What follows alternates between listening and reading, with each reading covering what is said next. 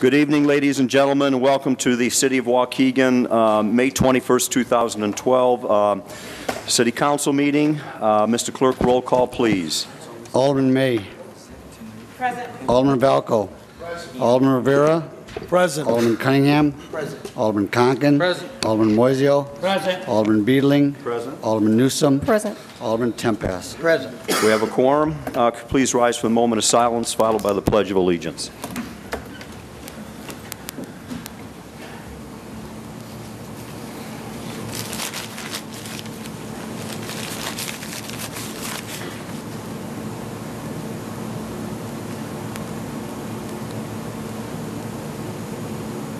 Thank you. I pledge allegiance to the flag of the United States of America and to the republic for which it stands, one nation, under God, indivisible, with liberty and justice for all.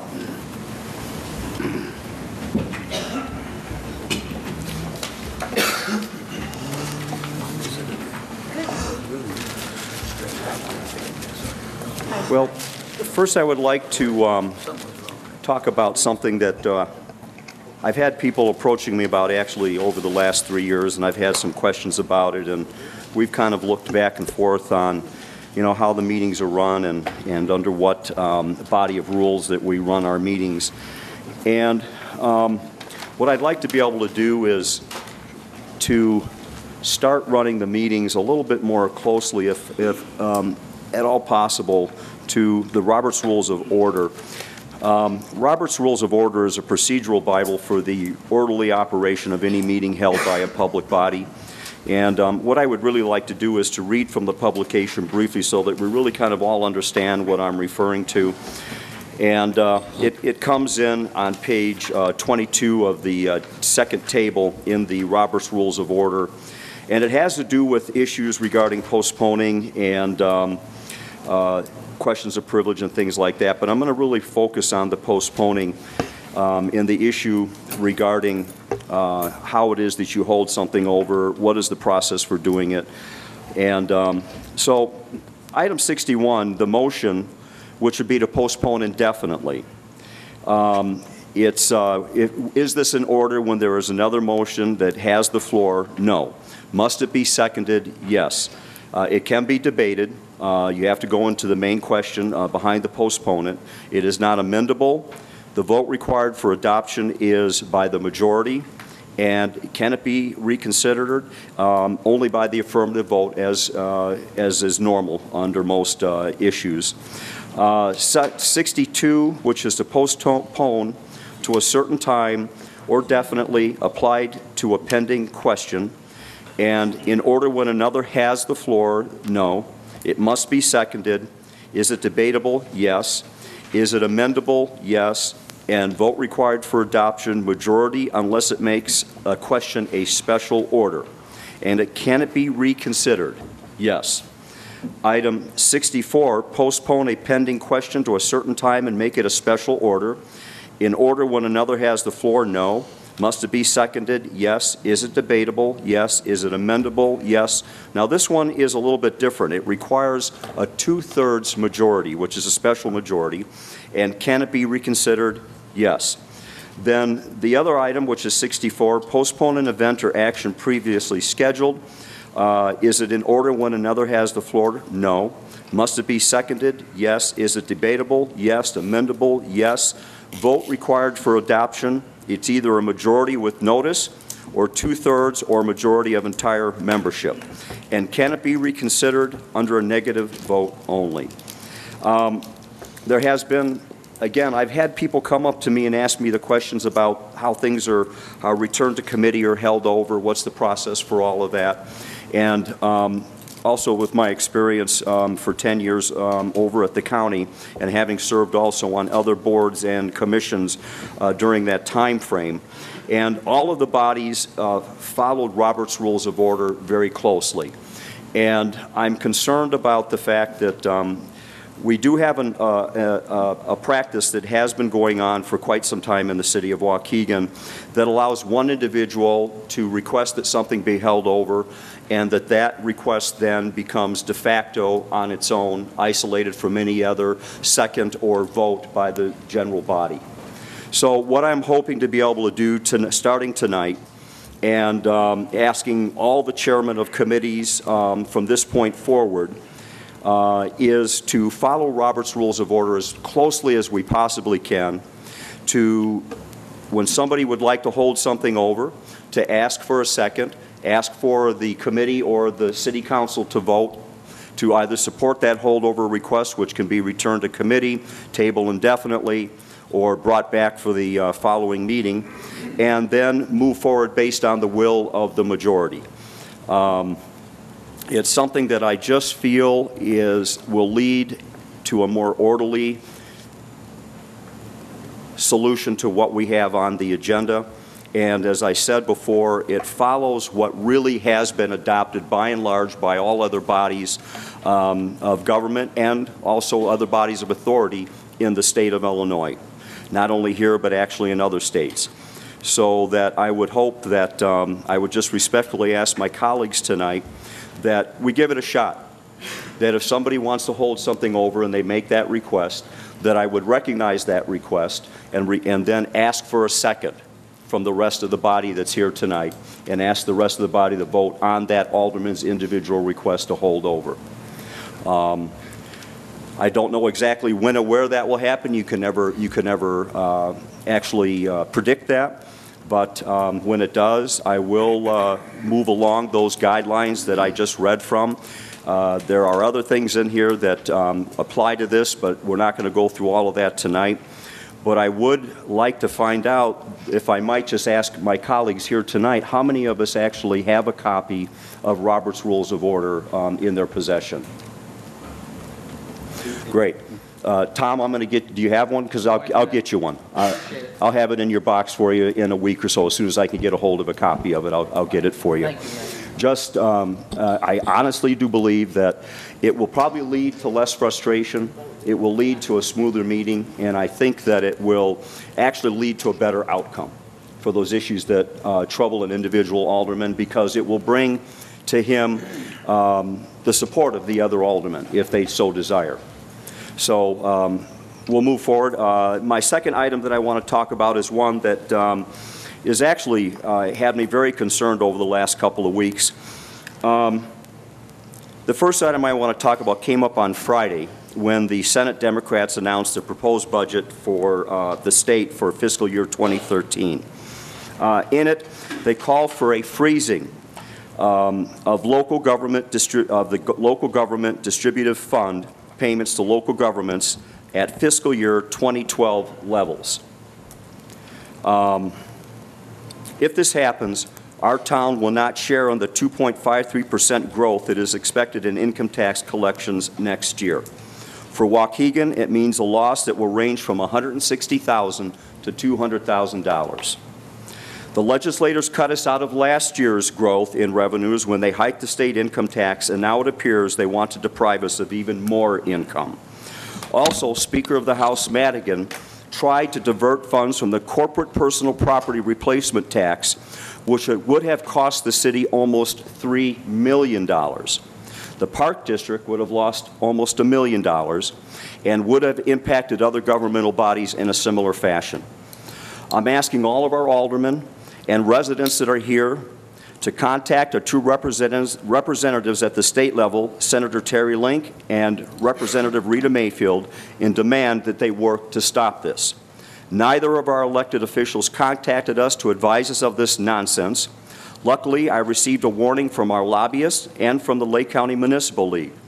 I am working to build a coalition of mayors that will oppose these unfair and poorly conceived ideas, as well as any future concepts that might in any way further damage our already precarious financial condition. Item 3. We have a resolution before us tonight that is part of our ongoing effort to bring people back into our downtown and to create a lively atmosphere there. Waukegan's Welcome Home Weekend, August 3rd through the 5th of 2012, is playing host to the class of 1982 and other alums from the community, and is part of our Walk Again efforts to continue to re-energize our downtown and subsequently the community as a whole. I want to encourage everyone to start taking part in our events, to get out of the house and get to know your hometown all over again. Mr. Clerk, I'll give you those comments. That concludes my comments for this evening, I believe. I don't think I have anything else to add to that. Let me just check real quick to make sure something wasn't slotted in here. No, it does not look like it. So we'll move on to audience time. We have one person that has signed up, Mr. Chuck Lack. Chuck, if you'd like to come to the podium, and we did ask, as it was placed on the sheet, that we hold our comments to a period of as close to 3 minutes as possible. Your Honor, I know he's about to speak. Your Honor, yes. I know this gentleman's about to speak, but I need to go back to your first comment in reference to how you want to proceed with our holdovers. I know this is new for you, new to us from you. And because it is new, and we have been operating with this process over the last, at least I'm going to go my 12 years, and I know things change as situations change, but I request that you give the aldermen an opportunity to review and digest this new process that you have before we move forward with it tonight. And I think out of respect from you to us and from us to you, that would be something that I think we all can kind of agree upon. That's just my personal opinion. So if it does come up tonight and I need something to be held over, I'm not looking for it to go through that second motions, third motion, etc., and maybe we can start this in early part of June. That's my personal opinion. Thank you, Your Honor. Thank you, Alderman. I'd like to speak to that, too. Alderman, if I might, please, we are out of order at the moment. We are in public comment. The gentleman has come up to the podium to speak. Please, Mr. Lack, if you would. I'll save my comments for Alderman time, so I can Yes, speak sir. at that time. Thank you. Or maybe we should put Alderman time after your comment. So we can, gentlemen, right now we're in public comment. I understand that. Thank you, sir. My name is Chuck Lakey at 5531 Hilltop Lane in Liberty, in Daybreak Farms. 2011 tax levies were received and reviewed within the last couple of weeks. And for our subdivision and to our surprise, Waukegan was the only one that got any kind of a tax increase from us. On the Lake, Warren Township and Warren Schools also decreases, albeit very small. They were decreases. Looking at the agenda tonight for this evening, it appears that there's some salary adjustments on the docket for approvals by the council. I think everyone hears that we're in dire straits, but I'm not too sure that anybody believes it. I have been bugging Alderman Rivera for the repairs or resurfacing of Daybreak Farm subdivision roads and River Road for a couple of years. I've been told that there is a plan, but it's not published yet, for all areas concerned with Waukegan. I would like to be able to see that. Ernie, on the other hand, is using gas tax revenues to repair their subdivision roads, and have published a schedule for this starting in 2012. I don't know whether we have an opportunity for gas taxes in Waukegan, but why does that have to come from the homeowners in our tax levy? Continually, I continue to come up here because I don't feel that the people in our subdivision are feeling that they're getting their fair share in return of the taxes that we're paying to Waukegan. And we'd like to have that, we'd like to see some results on some of the issues that we raised. Thank you. Thank you, sir. We'll get back. I'll get in touch with you. We'll see what we can do as far as getting that out as quickly as possible. It's difficult sometimes to plan for things when you don't really know what your resources are until fairly late in what would have already been the construction season. Having just voted to approve the appropriations ordinance 2 weeks ago, it's been difficult to be able to figure out what we're going to be able to do without having had that. So it has been a problem, but we'll give you a call. I promise you that. And I do understand that a lot of people around the community are frustrated by the condition of our roads. I drive over the same ones you do. But I also understand that our financial situation is badly damaged. But we have some funding, and we're looking at to see how we can spread that across the city in a way that is appropriate to the condition of the roads. So thank you. That concludes audience time. Thank you very much for your comment. Next, we have the minutes. And I would like to take a motion to approve the minutes of May 7th. I'm sorry. Point of order. Point of order, whom? Oh, Alderman Rivera, I'm sorry. Yes, sir.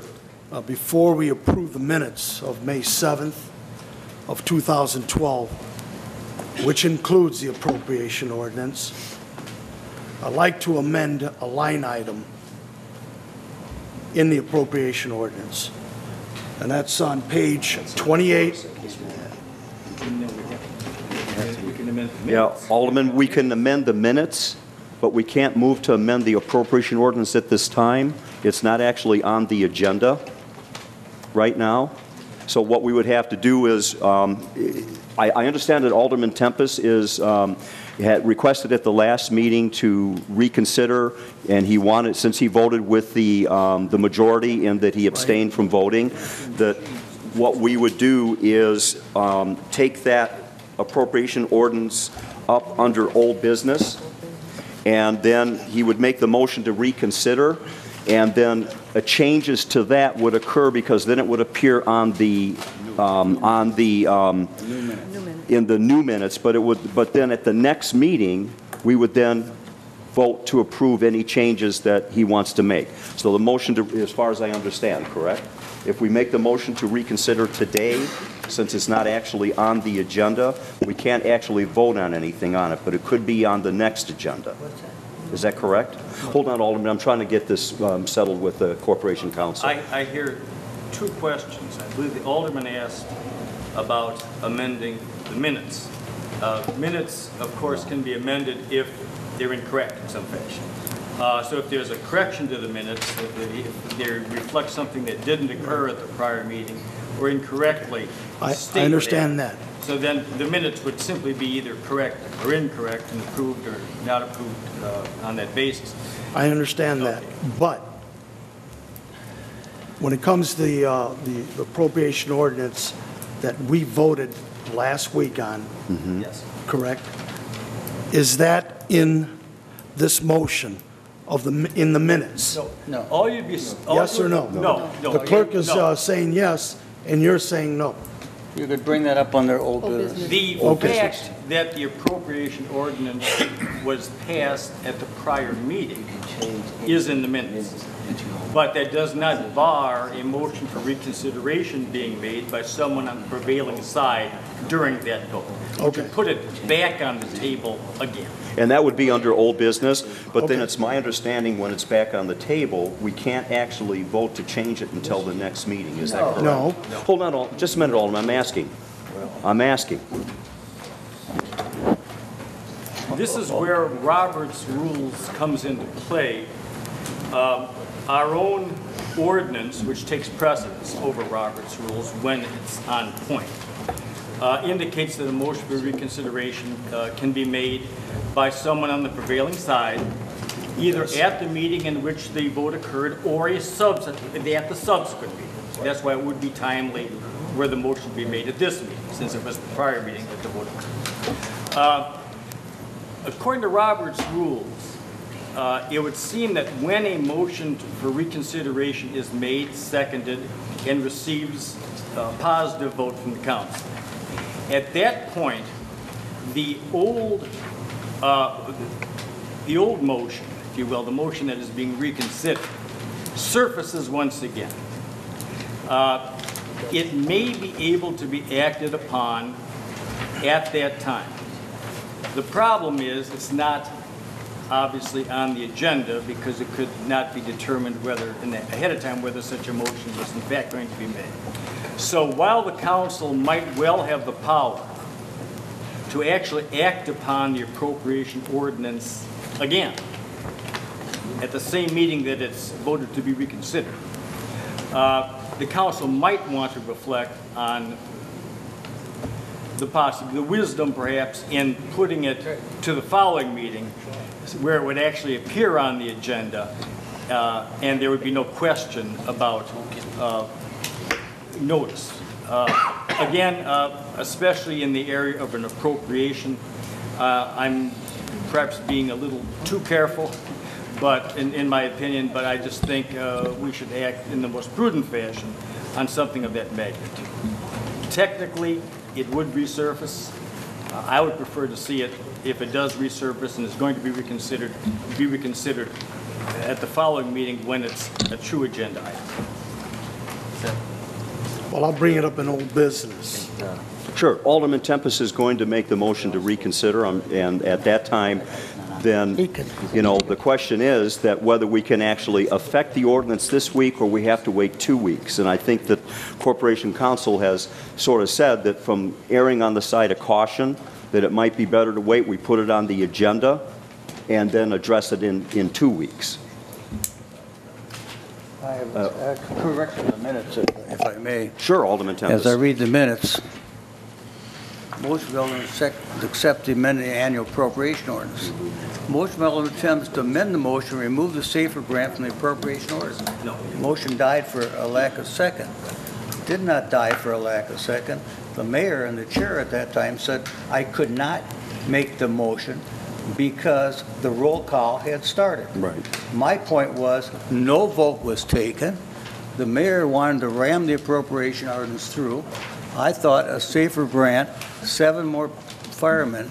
Yes, we haven't laid any off, but I didn't think we should take the obligation of taking 7 more when our tax consequences, when we need more policemen, more so than firemen. Firemen are doing a good job, but do we need to increase their ranks more than what we have, especially in the economic conditions we're in? And the mayor said that I asked, well, will you let somebody please make a second if they so wish? And the mayor's response was, no, we're in the middle of a roll call. I was first on the roll call that time.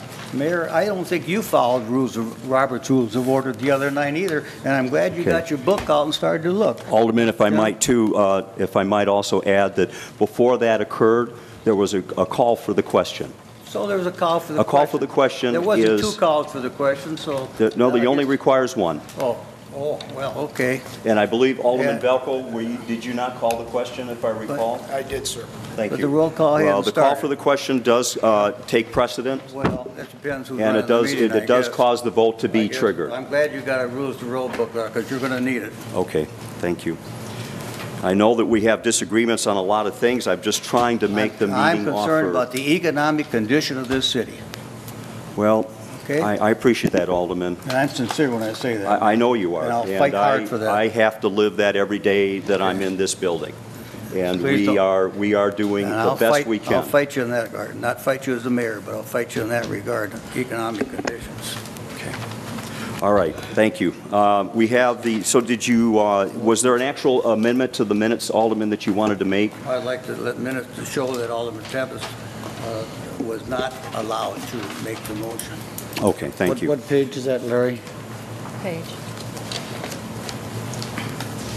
Following the call of the question. What page is that? He said. Larry, what page are you on? What page? Hang on again, I get, Alderman, which page was this? He wrote one. it's on the top. Old business, accept the amended annual appropriation ordinance. Motion by Alderman Tempest to amend the motion and remove the safer grant for the appropriation ordinance.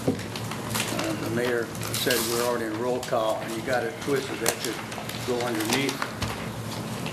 I'm not sure what exactly is being changed. Well, he says, motion by Alderman Tempest to amend the motion, remove the safer grant from the appropriation ordinance. Motion died for a lack of second. Okay. It did not die for a lack of second. It died because the mayor would not let me do it. He said the roll call was already started. Does it say in there anywhere that I had said that already? Is that already in the minutes? It's in there. It's, Alderman, it's already included according to the clerk that my statement is included in the minutes. So I'm not sure where we're adding something at this point. Well, There was a second by Alderman Cunningham. There was a second. You moved that it was out of order. Right, Then proceed with the vote. because the question had been called. So Valco made the motion. I think it's Call for the question. spelled out pretty clearly in the minutes then, is where we're at. so it did not die for a lack of second, then did it? There was a second. Okay, if you want me to change it. Well, yeah. Well, the second was made, but the second wasn't allowed, so it did die for lack of a second The technically. second was, like the That's what I minutes put it- reflect that the second was made by Alderman Cunningham. But it was not accepted. The mayor would not allow the question to be voted on. Said the roll call has started. Okay. We'll get it solved tonight. Okay. So we have the minutes. Now I'll take a motion by Alderman Conken, seconded by Alderman Valco, to approve the minutes of May 7th, 2012, regular meeting and executive session minutes. All in favor? Aye. Opposed? Nay. One opposed. Ayes have it. Thank you. Next up, we have resolutions, proclamations, and presentations. Item A. Mr. Clerk? This is a proclamation for Waukegan Welcome Home Weekend, August 3rd to the 5th, 2012. Whereas the city of Waukegan is enjoying a renewed energy and momentum along with a fresh focus on community pride, and whereas the city of Waukegan plays host to numerous family-friendly events, including the Walk for Seniors, the Waukegan Air Show, Oakwood Cemetery Walk, Art Walk, and the Fiesta Parade, the Wine and Art Stroll, Monarch Festival, Zombie Walk, and the Waukegan Independence Parade, to name a few. And whereas numerous Waukegan High School alumni have chosen Waukegan locations to host their class reunion activities during the week of August 3rd through the 5th, 2012, including a joint East-West campus reunion hosted by the class of 1982. And whereas Bulldog and Raiders alike are encouraged to help keep their school spirit alive and participate in community activities during this weekend. And whereas, now therefore be resolved that Mayor Sabanjan and the members of the Waukegan, Illinois City Council do hereby proclaim August 3rd through 5th, 2012 as Waukegan's Welcome Home Weekend, and will encourage our residents, civic leaders, business community, our community partners, as well as our former and future residents to join us in recognizing and celebrating this weekend by hosting an event at their location or by visiting our one-of-a-kind destinations or attractions and see for themselves what all the buzz is about Waukegan. Further be resolved that a soon-be boss copy of this resolution signed by the mayor and city clerk be presented to the community at the second city council meeting in May so that we can all put the word out to make this an exciting event for the community. Dated this 21st day of May 2012. Motion by Alderman May, seconded by Alderman Moiseo, to accept the resolution as read. All in favor? Aye. Opposed? Ayes have it. Thank you. I'm sorry, I went out of order with that, but item A is for the winners of the Waukegan Chamber of Commerce scholarships, and I think someone's here. I'm not sure. Do we have any representatives from the chamber here today? I was told that somebody was coming. Doesn't appear. Okay.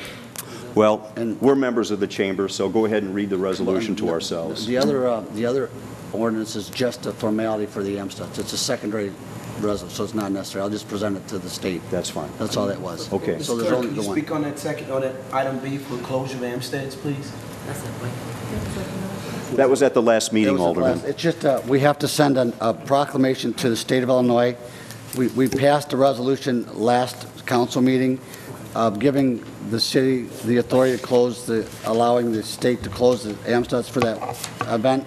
This is just a secondary proclamation giving them the authority to do so. Right. No, it's for the bike-a-thon. No, it's a bike race. It's a family bike thing. Yeah. So, okay. Yes. All right. So do we have anything as far as reading anything for the scholarships? No. No, It was just to okay. present, it was just, they asked us to present them to the city council. and Okay, then we have they're not nothing here. else to act on then, No. so that's it. Okay, that concludes the resolutions, proclamations, and presentations. Next, committee reports and motions. Next is Public Works Committee, Alderman Moiseo. Thank you, Your Honor. We have no old business, new business. Item A, request permission to award the MFT bid for concrete.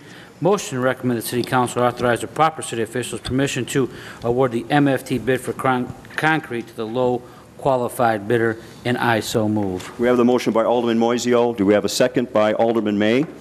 And that would be voice vote. Roll.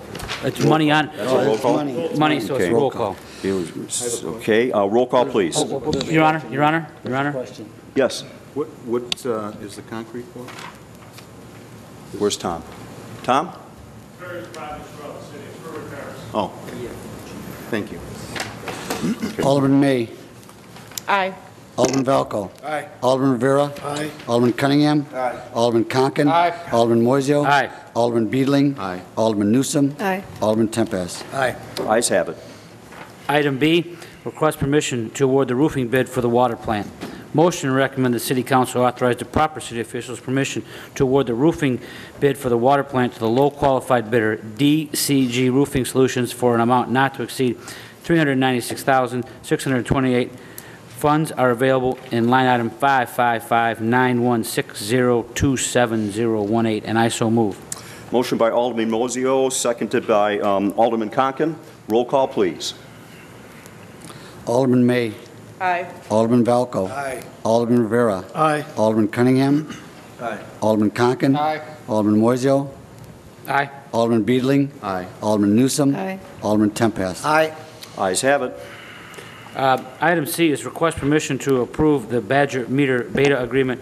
Motion to recommend the City Council to authorize the proper city officials permission to approve the Badger meter beta agreement, and I so move. Now, there is a dollar amount, let me see if I can, I think it's is it 10,000, Tom? That's correct, yeah, $10,000, and I so move.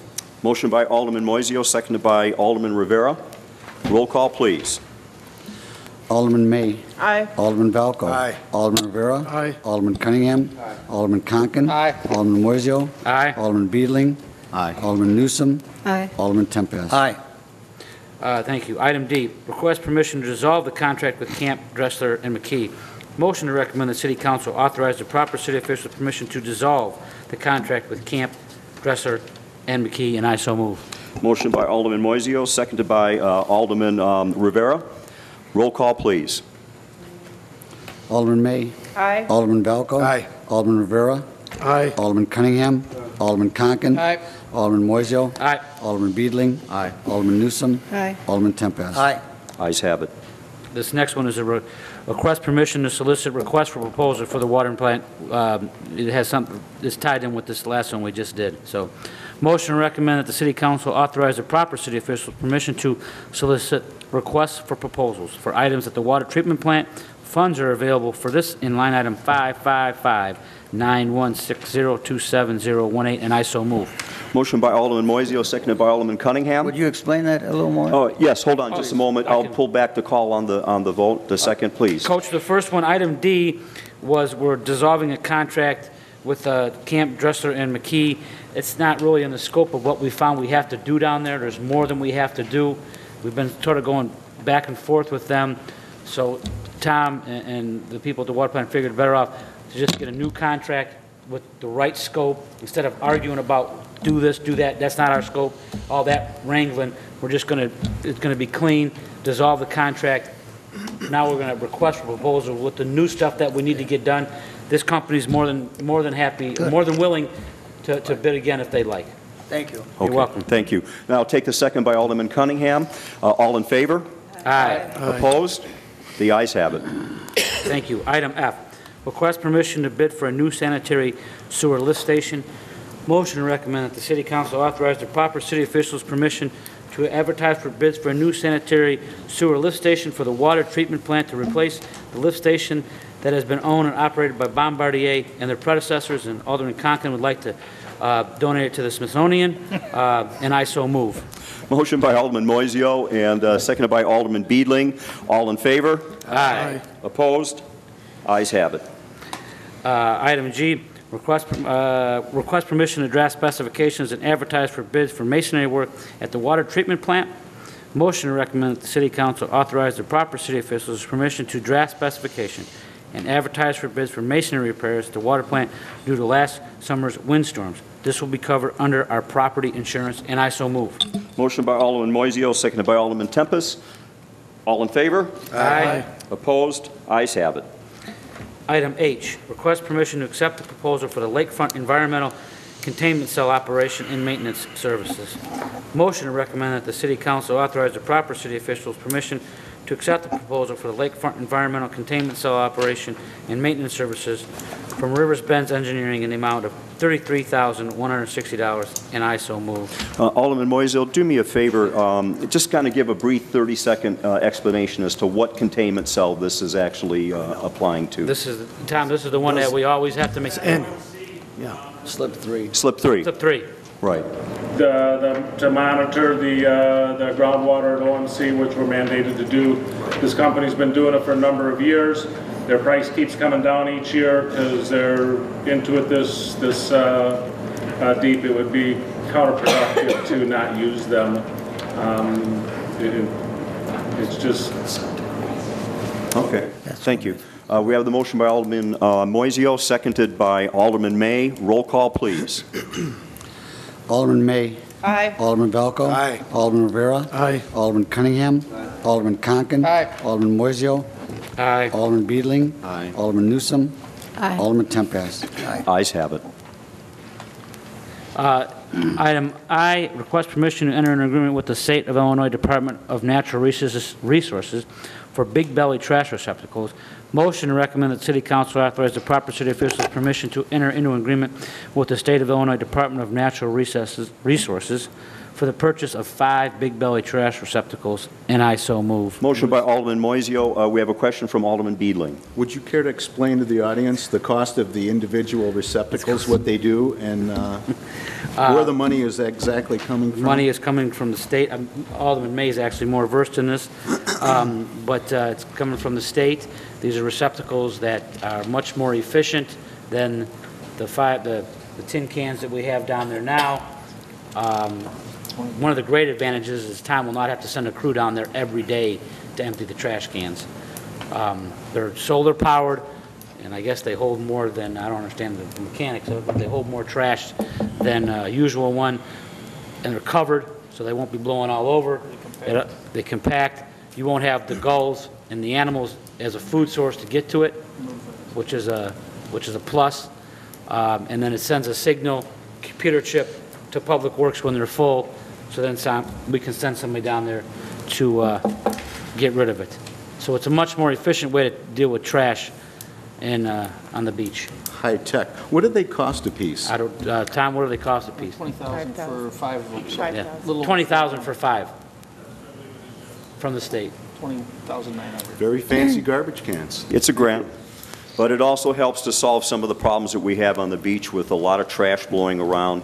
It will make it easier to keep the beach cleaner, obviously with our support from Friends of the Waukegan Beach and from FIST as well. Of course, you would hope that people going down to the beach would pick their own garbage up and carry it off, but human nature, we all know, it doesn't always work in that favor, unfortunately. A grant from our bankrupt state.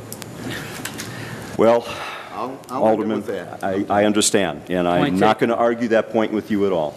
But it did come our way. It was a resource we thought was worthwhile looking into. Yes, Alderman Rivera. Also, you mentioned that there's some kind of a signal chip. If this gets damaged, or who pays for it? Well, right now, it's covered, all the costs are covered by IDNR through grants. Okay. That's my understanding of it, but I would assume there's a if maintenance something... contract with that? If I might just add, if something were to be broken and they're under our ownership, that they would be insured. That would be covered by insurance. But Alderman may have a different, Alderman may have a different... I just want to comment that if in fact the chip were to become damaged, the cans can still operate without sending a signal. It just means we wouldn't be notified when they're full. So they would still compact and they would still operate. They could operate without any IT connection. So they would still compact through the solar panel, and it would just be it would be up to Public Works to check on them to make sure that they're not full. And if I remember correctly, I believe there's a light... I'm just saying, if they do break down, they would still operate. But that's not my question. My question is, if it gets damaged, but you say we have insurance to cover It should be covered under our standard policy. You're saying it should be? Yeah. Okay. Your Honor, if I may? Alderman The letter Conklin. says, the letter I have here says the city is responsible for installation and maintenance of the units for a 5-year period. So if the city's insurance would cover that, then I guess we'd be covered. But we are responsible for maintaining and the installation. All right. That's what Which the is letter basically says a with the grant pad. from the, Yeah. from the state. One more question. Tom, do you have anything that you want to add to any of this? Okay, yes, Alderman Our Beedling. insurance contract, does that cover vandalism? I don't know, Tina? What do you know about vandalism? Okay. Typically, it does. How much I'm does- sorry, Alderman Cunningham, could you speak to the microphone? Because I think I wanted to hear that. But, you know, under any policy, typically it does, but it still goes to whatever our deductible is, so whatever depends on what our deductible is. Right. So at the end of the day, we're responsible for it. Probably, yeah, and I think you're right. But the thing is that it does allow us to make fewer trips down to the lakefront because it does pack the garbage. It's something where you could probably go maybe an extra week before you have to send a crew down, but there's no guarantee. Well, I That mean, depends on the number of it- visitors to the beach. Alderman Moiseo? In the packet, they've got that. They talked about the weekly collections, and they talk about how it cuts it down. I mean, anybody wants to see it, you can go to Big, oh, yeah. Just go to Big Belly Solar, if you go to Big Belly, I'm sure it's on the internet, doesn't have a website on any of this, but I mean, they've got it. They have them throughout Chicago, Yeah. and they've been in place for years. So it's something that we're not doing something that's cutting edge or experimental here. This is something that's well-proven technology. So- BigBellerSolar.com if you want to find out about Okay. it. But I And so- Alderman Tempest, one thing, you can't bump with these big bellies. We never want to do that. It would bump back. But, okay. So we have the, I so move. we have the second. Who moved the second? Alderman May. Did you get it? Call me? Okay. Aye. Roll call, please. 55-gallon drums, yeah. Alderman May. Aye. Alderman Valco. Aye.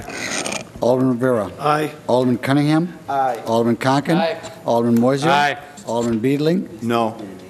Alderman Newsom. Aye. Alderman Tempest. Aye, but it's a lot of money they spent. That concludes the Public Works Committee. Thank you. Okay. Thank you, Alderman. Thanks for all the hard work in the committee. Next is Finance Committee, Alderman Newsom. Thank you, Your Honor. Item A, motion to authorize the use of bond proceeds to fund the award of a contract to DCG Roofing Solutions Incorporated in the amount not to exceed $396,628 for water plant improvements, specifically roof replacement, budget code 555-91602-7018, and I so move. Motion by Alderman Newsom, seconded by Alderman May. Roll call, please. Alderman May. Aye. Alderman Valco. Aye. Alderman Rivera. Aye. Alderman Cunningham. Aye. Alderman Conken. Aye. Alderman Moiseo. Aye. Alderman Beedling. Aye. Alderman Newsom. Aye. Alderman Tempest. Aye. Ayes have it. Item B, motion to authorize use of bond proceeds to fund the award of a contract to Rivers Bend Engineering Incorporated in the amount not to exceed $33,160 for lakefront environmental containment sale, operation, and maintenance services, budget code 307-130-727091, and I so move. Motion by Alderman Newsom, seconded by Alderman Moiseo. Roll call, please. Alderman May. Aye. Alderman Valco. Aye. Alderman Rivera. No, I'll vote aye, but just so the public knows, this is, by consent decree that we have to do this. Okay. That we're spending $33,000. Okay. Okay. So I'll vote aye. Alderman Cunningham. Aye. Alderman Conken. Aye. Alderman Moiseo. Aye, only because we have to. Alderman Beedling. No. Alderman Newsom. Aye. Alderman Tempest. Ayes have it. Item C, motion to authorize the Director of Finance and Administration to enter into a contract with Express Manpower Group through April 30th, 2013, in an amount not to exceed $64,000. Budget code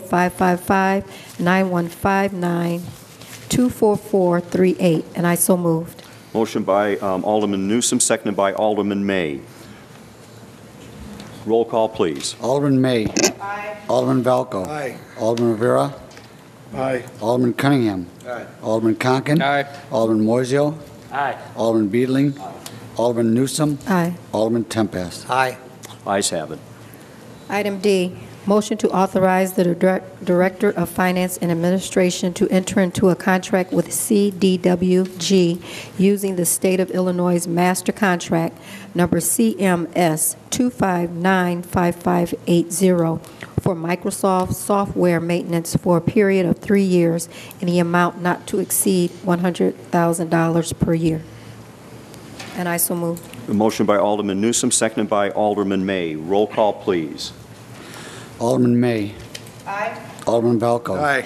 Alderman Rivera. Aye. Alderman Cunningham. Aye. Alderman Conken. Aye. Alderman Moiseo. Aye. Alderman Beedling. Alderman Newsom. Aye. Alderman Tempest. Aye. Ayes have it.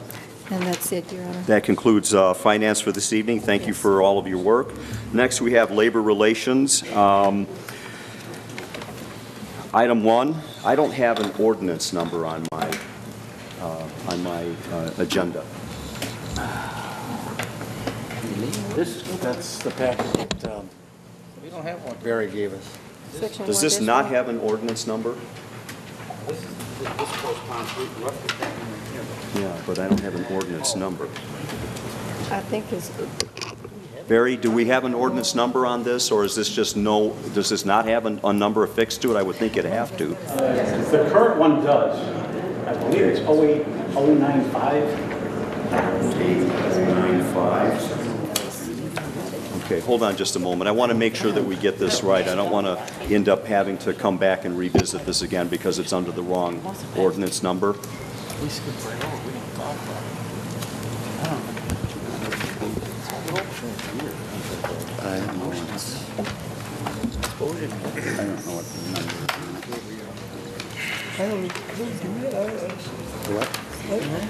know what the number is. Yeah, this comes under the salary ordinance. I have to go get a copy of the ordinance book. I said I'm going to have to, well, I don't have an ordinance number for this item. It's not. Can we vote on this without an ordinance number? It hasn't. We haven't ordinance number. Okay. He has to say the ordinance for the given year. Okay. Then we can put a number on it. No, there's no ordinance affixed to this, so we'll just move forward without any number affixed to it for now.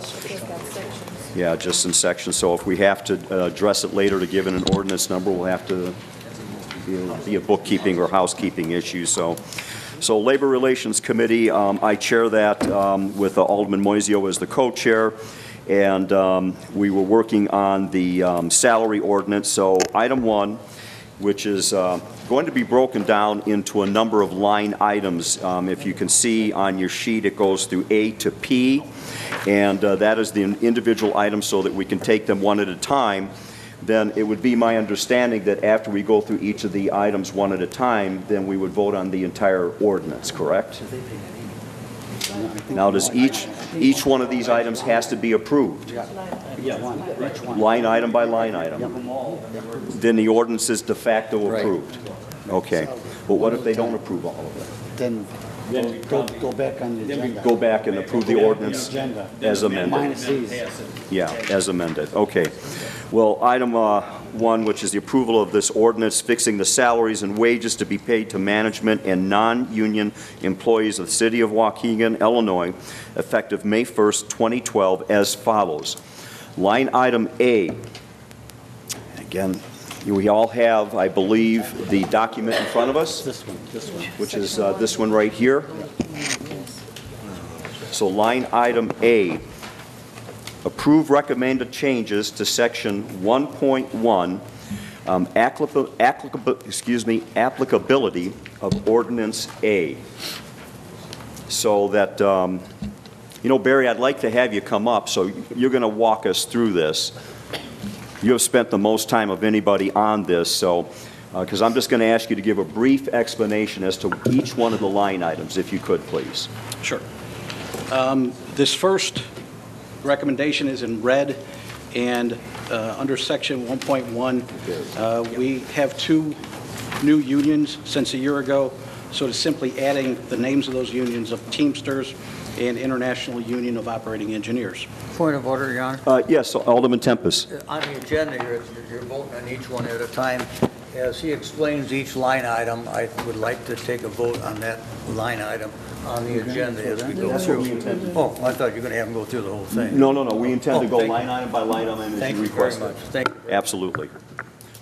Repeat what you just said, Barry, please. This is really a cleanup matter for section 1.1. In the last 12 months, we've added 2 unions, so we now have a collective bargaining agreement with the Teamsters and also the International Union of Operating Engineers. Since all of the other names of the represented unions were mentioned, it's just adding those 2 to update the salary ordinance. Okay, it's fairly simple, just some language. Do we have any questions? We have well, actually, I would make the motion, Alderman Beedling, as the chair of the committee, but a second by Alderman Beedling. And roll call, please, on item A. Alderman May. Aye. Alderman Valco. Aye. Alderman Rivera. Aye. Alderman Cunningham. Aye. Alderman Conken. Aye. Alderman Moiseo. Aye. Alderman Beedling. Aye. Alderman Newsom. Aye.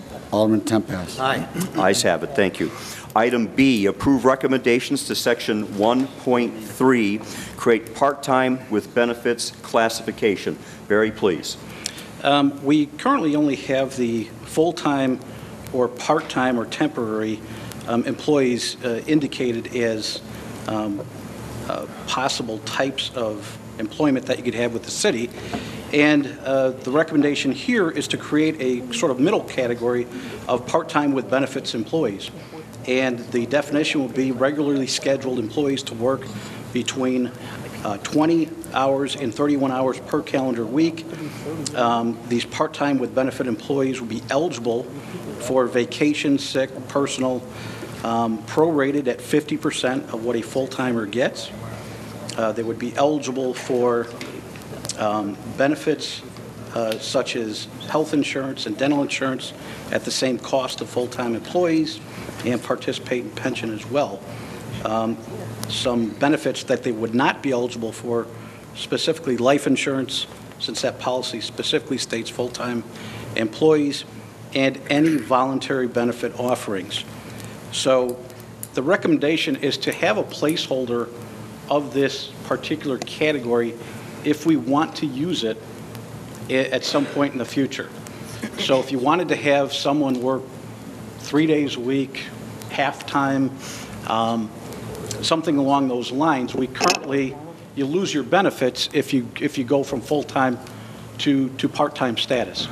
So thought this might give us some future flexibility in our workforce. If someone wanted to work 3 days a week or what have you, they'd still be able to do that if it worked for them, if it worked for us. But we currently don't have this status, and one of our department heads had inquired about this status, and if we could take a look at that. So we're not recommending to place anyone in this particular status right now. It's just to have it on the books so that it would be an option at some point in the future if we so choose. Okay, thank you. Alderman Tempest, did I see your hand up? Well, yes. So you want to be able to have a person work half-time and give them full health and dental insurance. That's what the regular employee is doing. This goes far and beyond where we've ever been before. We've had part-time employees in the city many, many times working part-time. But you want to add now that we give them insurance and health and time off equally also, right? Prorated time off. Prorated So time off would be at 50%. This is for a part-time employee. Part-time regularly scheduled employee between 20 hours and 31 hours. And we're broke, and you come in to help us straighten it out, and you want to add this to us, huh? You want to add this to this. Never been there before, and your wisdom says we should put this in there. It was something that was inquired by a department this year. By and who? What's that? By who? Labor Relation Committee? No, by a department, Alderman. By a department? Yeah. Okay, I think it's bad. Myself, I'm speaking to it. I think you ought to leave sleeping dogs lie as they were. Part-time employees, been part-time employees with no benefit. They strive to come on full-time.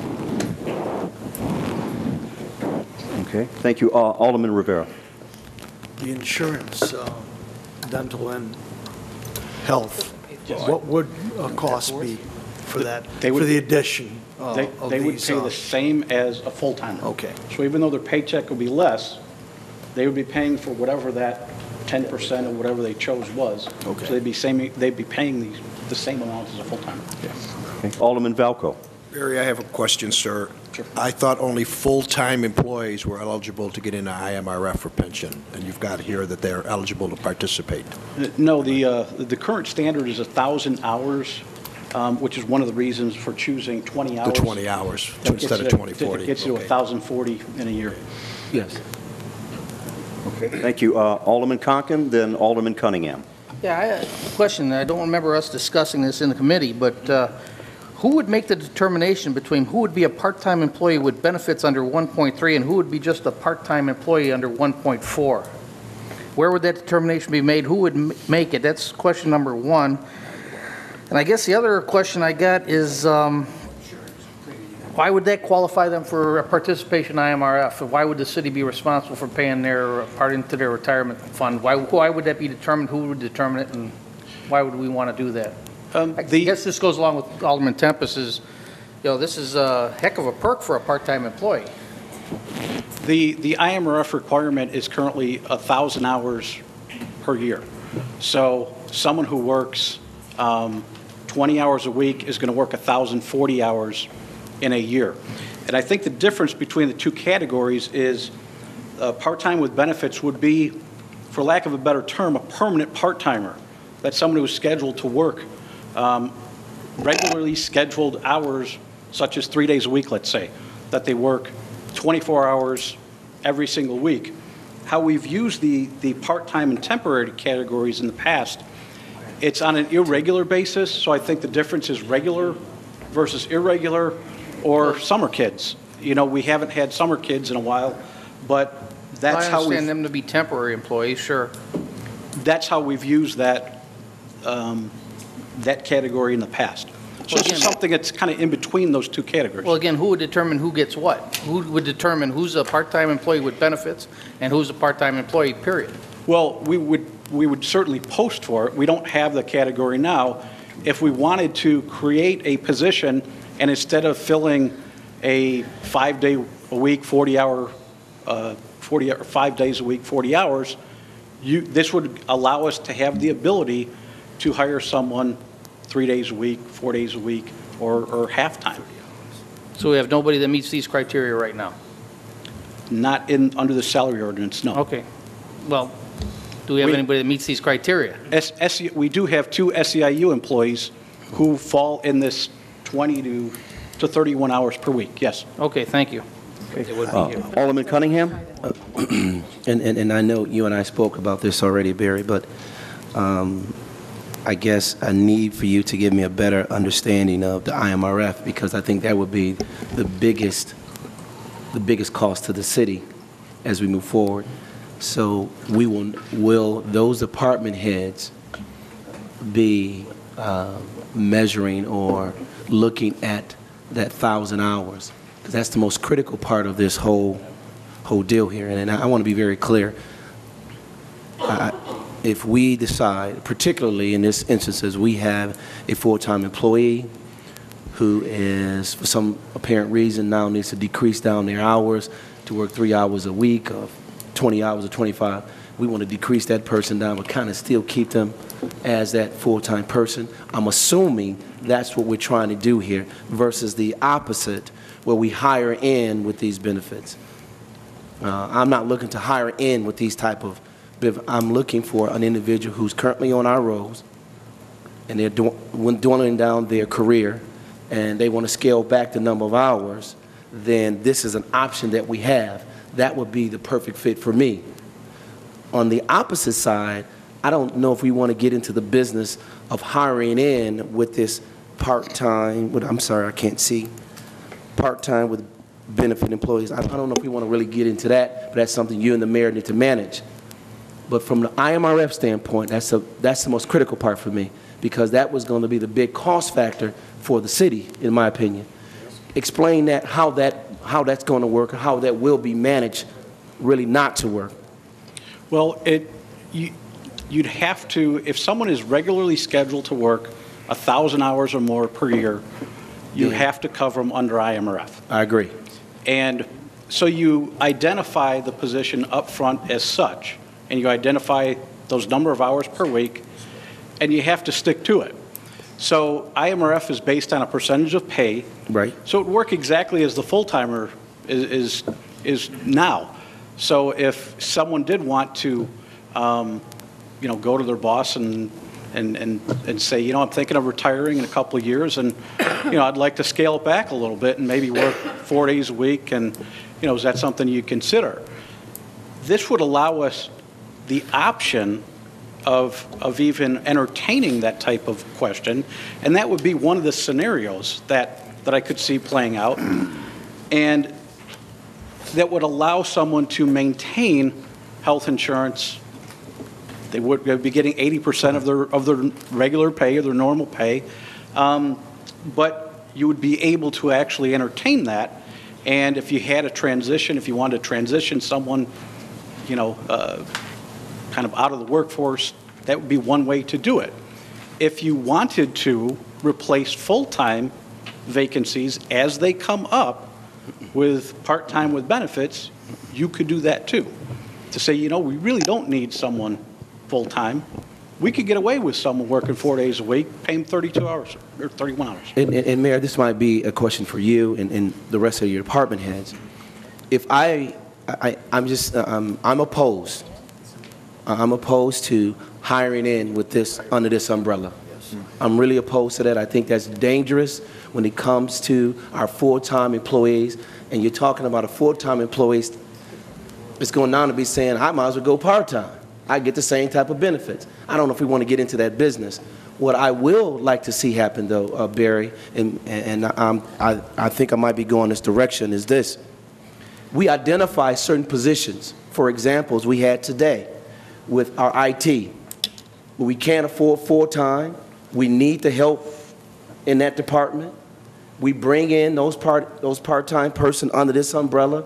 We've identified certain skill sets within our operations that says it fits this umbrella, and that be earmarked in the ordinance versus keeping it open for everybody to have access to that. I'm more comfortable with identifying certain skill sets, and obviously you know them or the other department heads know them, versus keeping this open to everybody, because I don't know if we want to get into the business of bringing in full-time people under this umbrella. It's just a huge toss-up between, do I want full-time, I want part-time. If we have full-time positions, they're full-time positions. If we have identified, as you said, a skill set, IT, maybe a specific division in the police, fire, public works, etc., central services, that can fit this bill, then let's go with it. But it needs to be spelled out here, not to be open as it is. I don't know if we want to get into that. That's dangerous. And I'm big time opposed to us paying benefits to IMRF. That's one of the things we've been all talking about for the last 10 or 15 years. That's my opinion on it, and we go from there. If I might, Thank you. Alderman, offer that given our fiscal situation, we're not always capable of filling every need with a full-time position. And, that's why we wanted to have some flexibility to be able to have these part-time positions to bring people in to fill the needs, to do jobs that don't require 40 hours a week. I think the issue that IMRF really does basically trump anything that we do in regards to requirements, that if we have somebody in here at 1,000 hours, we have to do something in regards to doing IMRF. And, if you get somebody that's good, that's willing to work part-time, you really would like to be able to keep them as much as you possibly can without having to go with a full-time position. I think about over the last 6 weeks and the situation that was downstairs with our people working the city sticker, how overwhelmed they were, and how problematic it was being limited to a number of people that we are right now, not being able to serve the customers as fast as we could have with a full staff. But I don't know that the people who are full-time perceive themselves at any time in this building right now as being underworked.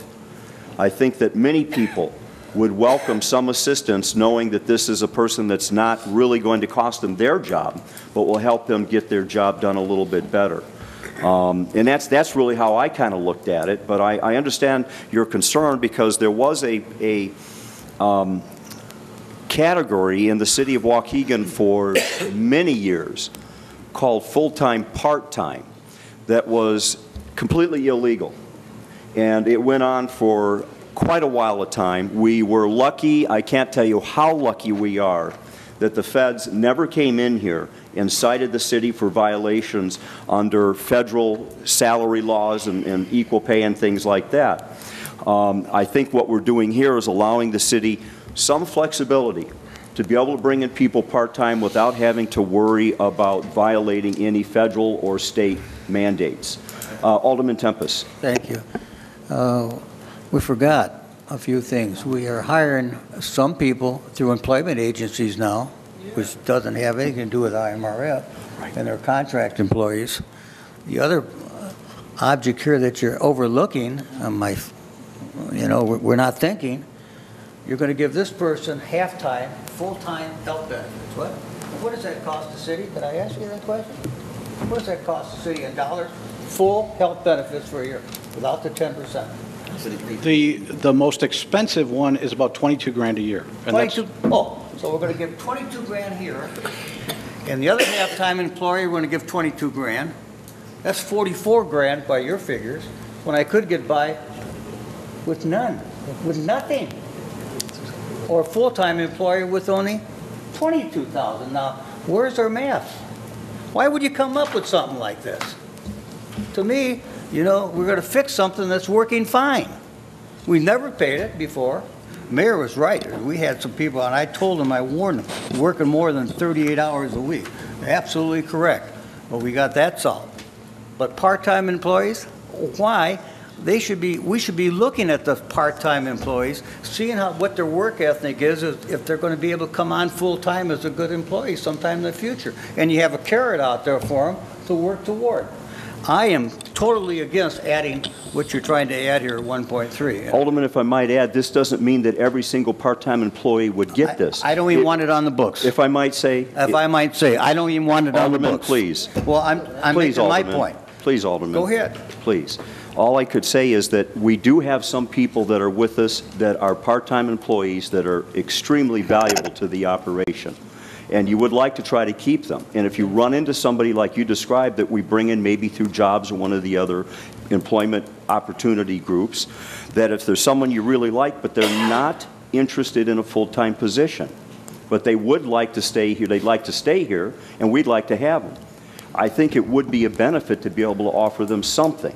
Now, we're not talking dozens of people here. This might just be one or two. And I should say that there's not anybody in our organization that is looking to blow the budget. We have been probably in the last 3 years the most fiscally solid and conservative bunch that has been running the city since I can think of, a long time. So we're not looking to break the bank, Alderman. We were just looking to be able to Well, to answer you, since you...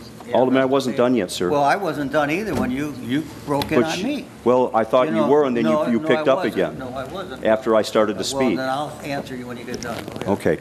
Well, like I was saying, that it was just something that we thought would be a good opportunity to offer someone who's highly talented, is looking to come into a job where they get insurance, some benefits. But I would like to talk about benefits, if I could just for a moment, in past practices.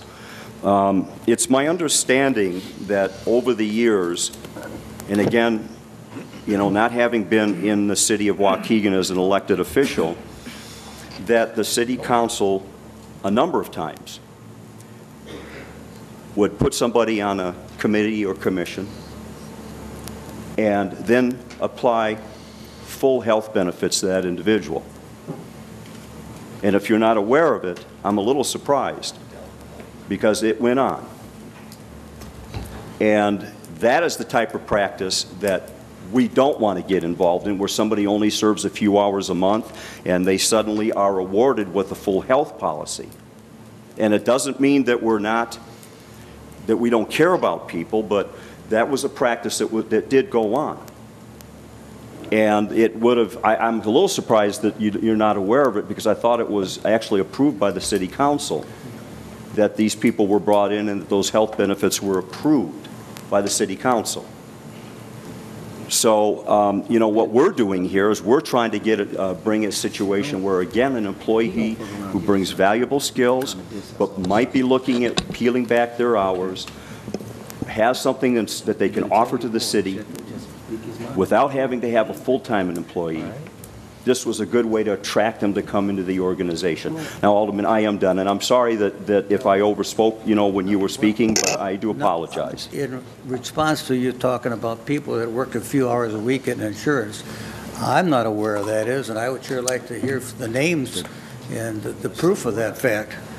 And it's kind of hard for me to realize that. Again, part-time employees should be part-time employees. And I believe the city council is made up of 9 aldermen, and the mayor only votes in regards to a tie. So I would like to make a motion. I wasn't aware of that. You can bring up his name if you want. I don't care. He's gone. Yes, please, Alderman Rivera. You know, Mayor, I didn't really want to hear that this involves, you're talking 2 employees. I didn't want to hear that, because now I feel like, you know, what are we creating an ordinance for specifically for 2 people? Well, no, we're not specific. Like not specifically Mayor. for 2. Hold on. Okay. And I kind of agree with, you know, with Alderman Cunningham. You know, this could be a dangerous, you know, practice, you know, in the future, you know. Yeah, believe me, I believe in rewarding people that are very valuable to the company, to the system, but, you know, I don't want to even hear that there's, you know, 2 people under this possible scenario here. I want to make my decision based on, you know, what we were talking about before in terms of, you know, trying to fulfill, you know, needs in our organization that could possibly bring people at a part-time basis. That's what I want to hear. I want to make my decision based on that, not thinking about, okay, we're doing, you know, this involves 2 people, 2 employees. I don't want to hear that. I wasn't specifically referring to anybody. Okay. What I was saying is that it might be what I was trying to get across would be a very small number probably, because the fact is that we just would occasionally need to plug somebody into a position, again, where they're good at it, but they don't want to work full time. That's the goal here. Okay. That really, and I think Alderman Valco, did you have your hand up? I believe that's the goal. Alderman May, okay. I'm kind of getting what you're saying, and I will agree with Alderman Cunningham. I don't know that we want to set a precedent for hiring new employees under this classification, but I'm wondering if there's a way to fine-tune it, because I can see where it would be very valuable if we have a full-time employee who's fully trained, already accustomed to the position, or say there's 2 full-time employees that are fully trained, know the system, been with the city for 20, to create some kind of incentive to keep them around a little longer than maybe they wanted to work full-time, or to do, like they do in the private sector, a job share or something along that lines. I don't know that you necessarily want to, and we've never hired since I've been here, so I'm not exactly sure how every new hire gets approved, but I don't know that we want to hire people that way, but I certainly think that there is a good idea to create something for the potential, especially for valuable employees who've already been here for a while and who have the skill sets and aren't going to need to be retrained and know what's going on. Thank you. Well, Your Honor, Alderman Beedling? You mentioned a department head brought this up. What was the reason? I don't think I've heard that yet. Alderman Beedling, could you speak into your microphone? You mentioned that a department head suggested this. There had to been, what was their reason? To look at reducing someone down to 3 days a week, and whether that's possible or not. And under our current ordinance, it's all or nothing with benefits. So they would have lost their health insurance, lost their pension. They would just be getting an hourly rate. So the answer was no, it doesn't work. So like Lisa mentioned there, her proposal sounded pretty reasonable to me. Alderman Valco, then Alderman Moiseo. Thank you, sir. I tend to agree with Alderman May and Alderman Cunningham that this should be fine-tuned rather than leave it blanket and just say part-time with benefits, so we don't know if they're new hires or people that we want to keep. We might get in a bind, as the Alderman said down at the end, Alderman Cunningham. So I'd like to throw this back into committee. So I think there's somebody scheduled one for next month, first part of June. If we could put this back into committee. There's a couple other ones that I'd like to throw back in there, and we can get this all resolved at once. Would you like to make that motion? I would like to throw I'll it back second in. that. We have the motion by Alderman Valco to return to committee. We have the second by, I'm sorry, who was that? Alderman Conken. Point of order. Yes, Alderman. In regards to the question, you're talking about this item back in committee. Yeah, Just item this B. item. There'll be a couple of more, That's sir. right, Just item this B. item, yes. Yeah. So we have the motion and the second. All in favor? Aye. Opposed? Ayes have it. This part will be taken back into committee for reconsideration, and we'll come back with new language on this. That is 1.3. Under part-time with benefits employees, as it is in red on the document that we have before us. Okay. Item C, approve recommended changes to sections 1.6 and 1.7. Probationary period, new employees, promoted employees. Barry, please. The first recommendation here is just the removal of the word exempt, and that is in section 1.6. It's misused there. We have newly hired exempt and non-exempt employees. They're not simply all exempt. So the suggestion there is just to clean it up and remove the word exempt. The second recommendation is to remove the word full-time, and it was kind of tied at the hip to the part-time with benefits classification, that if we were creating that, to just put language in there that doesn't just simply state full-time. So that second part of this recommendation is really tied to the creating the part-time with benefits classification. All right, thank you. Do we have any questions on item C? No? Take a motion. Well, I'll make the motion to approve, seconded by Alderman Cunningham. All in favor? Aye. Opposed? The ayes have it. Thank you. Item D, approve recommended change. Hold on just a moment. Was that a roll call vote? Yes. Okay, I'm sorry. Roll call vote, please.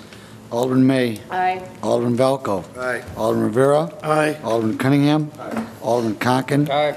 Alderman Moiseo. Aye. Alderman Beedling. Aye. Alderman Newsom. Alderman Tempest. Aye. Ayes have it. Thank you. Let's see, item D, approve recommended changes to section 7.2, create maintenance of employee records. Barry? This is really creating a definition of which department is responsible. A couple of reasons for this recommendation. One is we get plenty of subpoenas and affidavits that are simply addressed to the keeper of the record, City of Waukegan, and those generally find their way into my mailbox. We don't have spelled out anywhere in this ordinance that the Human Resources Department is responsible for maintaining up-to-date employment records through each employee's personnel file. So just getting that on the books was part of this recommendation. Another part of this is removal of discipline over 3 years. All of our collective bargaining agreements have in there how long disciplinary records can and should stay in a file. And everyone can appreciate that records that are too old really shouldn't be held against an employee as being counted as strike two, let's say. We do not have that definition in our ordinance. So the recommendation here is simply taken from what is apparent in the majority of our collective bargaining agreements, that any disciplinary records over 3 years would be removed unless it relates to a civil or criminal investigation. Those records are to be kept in a secured locked cabinet and destroyed at a later date pursuant to state statute governing destruction of files. Currently, the state of Illinois requires municipalities to ask for permission to destroy any kind of personnel record. And we have to apply for a certificate and identify what those items are before we can actually destroy a record. And so I didn't want to indicate the number of years being 5 years, because it is state statute, it could change. So we've had a number of issues that have come up with different unions that they want to see their file, they want to make sure that anything old is removed. The initial request came from someone who had been written up during their probationary period 20 years ago, and they wanted to apply for a teaching position, and they knew that part of that, the background check, was that they will be looking at, they'll be asking for that file, and you know, that's really where this all came from. Just something that happened 20 years ago. As a new recruit, I didn't have my tie on straight, or whatever it was. They didn't want that held against them 20 years after the So fact. move. Second. Hold on, the chair. First, before we go into a motion, I just want to ask, do we have any questions regarding this? No? Okay. The chair moves that we approve recommended changes to section 7.2, creating, regarding maintenance of employee records, seconded by Alderman Cunningham. Roll call, please. Alderman May. Aye. Alderman Valco. Aye. Alderman Rivera. Aye. Alderman Cunningham. Aye. Alderman Conken. Aye. Alderman Moiseo. Aye. Alderman Beedling. Aye. Alderman Newsom. Alderman Tempest. Aye. Ayes have it. Thank you. Item E, approve recommended addition of new section 8.2 regarding residency bonus. Barry, please. The purpose of this recommendation would be to encourage and reward employees living in Waukegan. And this language that you see in red is taken from our latest collective bargaining agreement that was approved, and that was the agreement for the Local 150, which covers our public works supervisors. And in that, employees whose primary residence in Waukegan would be eligible for a residency bonus of $100 per month, starting in May 2012, and would be subject to verification. If a current employee moves into the city, we're looking at this as an enticement to work and live in the city of Waukegan. He or she would be eligible for the residency bonus on a monthly basis thereafter. The bonus would not be added to the base rate of pay, so it would not be calculated as far as overtime purposes and so forth.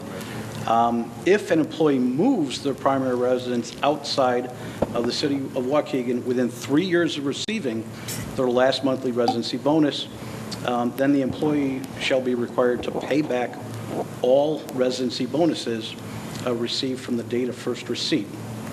So it's kind of a 3-year clawback provision, if you will, if someone collects it and then moves within a 3-year period. And we stipulated, this was pointed out during one of our labor relations meetings, that just to be clear on the subject, that this does not apply to elected officials or any position in which residency is required by ordinance, such as the chiefs of police and fire.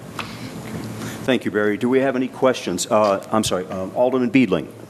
The clawback provision, if now somebody moves into the city and if they move within 3 years, you mean after they quit? After they collect the residency bonus, they cannot move within 3 years after collecting the residency bonus. Oh, this isn't something they're going to get every year? It would be monthly, yes. Pardon me? It would be monthly, yes. I'm still kind of confused. You get $100 a month. As long as you stay at the As long as city. you stay in the city. If you move within 3 years, we get some of that money back. All of it back. All the money. All of it, yeah. Oh, okay, so if they move in, decide they don't want to live here anymore for whatever reason, Right. then they'd have to pay it all back. Right. Okay. Alderman Conken. Just something that I know we didn't talk about is the verification part of this. what do we have any criteria for verification? What are we going to use for verification? What kind of criteria? Is it going to be they have to maintain an address? They have to have a closet with a uniform in it? They have to what? Is it just a mailing address? How would we verify that? It's the primary residence, and we actually still do have the verification form that was used to verify primary residence when living in the city was a mandatory requirement. So it's like an affidavit that you're signing that your primary residence is in the city of Waukegan, and they sign off on it and date it on an annual basis. Thank you. Okay. Any other questions? Yes, Alderman Rivera. that sign Larry, did you have affidavit, is that going to be done with the, Alderman Rivera, could you speak into your microphone, sir? is that going to be done with all the employees? I mean, currently now? Are they going to be signing affidavits? If they want to get it, yeah. What do you mean? Okay, all right. All right. And how many employees are we looking at? We have I know we discussed that. 30 of the 58 employees are residents of the city of Waukegan. Correct. All right. Okay. Alderman Tempest, I believe you wanted to ask. I think we're getting into another realm here, I really do. We negotiated the darn thing out of the contract, now we're going to have a bookkeeping it. This is for non-union. What? For non-union. Non-union. Non-union. Well, yeah, but I know it's non-union, but we're still, I just don't want to go there. That's a bookkeeping entry. Do you live in Waukegan? Don't you live? What's the job worth? We encourage you to live in Waukegan. We ought to encourage all of our non-union, all of our people in Waukegan to live in Waukegan. And I think eventually we'll change this town around where they want to live in Waukegan. But I can't support this. More cost, more money going out that we don't have. And are they doing their job? You pay them for the job they're doing, not for where they live. I want to encourage them to live in Waukegan, absolutely, but I'm not willing to give them $1,200 a year to live in Waukegan. I want to make them live in Waukegan. Thank you, Alderman. I don't mean Alderman to be Beedling? thick here. What, the 3 years, what does that 3 years mean? That's something, just going right over my head. You get paid by the month, right? Okay, so it's December. I decide I'm going to move back. I've been collecting this for 4 years. Are you going to take all 4 years back? If you move out, yes.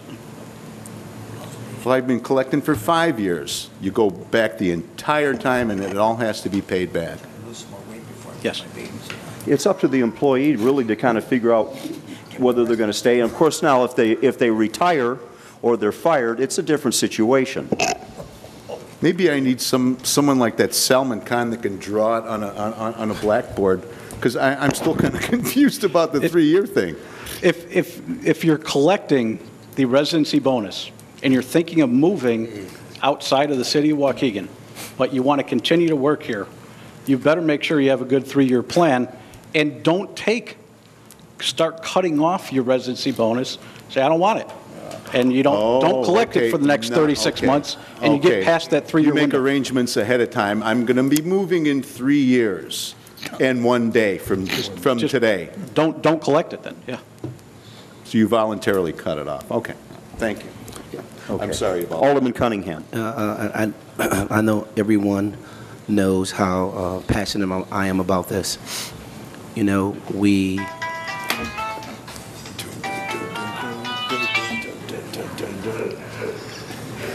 it's time to tango. Yeah, that's all right. No problem. No problem at all. You know, one, I want to thank Barry. Barry, one thing you have done, and I think for all departments who give things to aldermen, and we obviously we read a lot of information, download a lot of things. Barry, you did an excellent job of highlighting all of the changes in red. I want to commend you for that.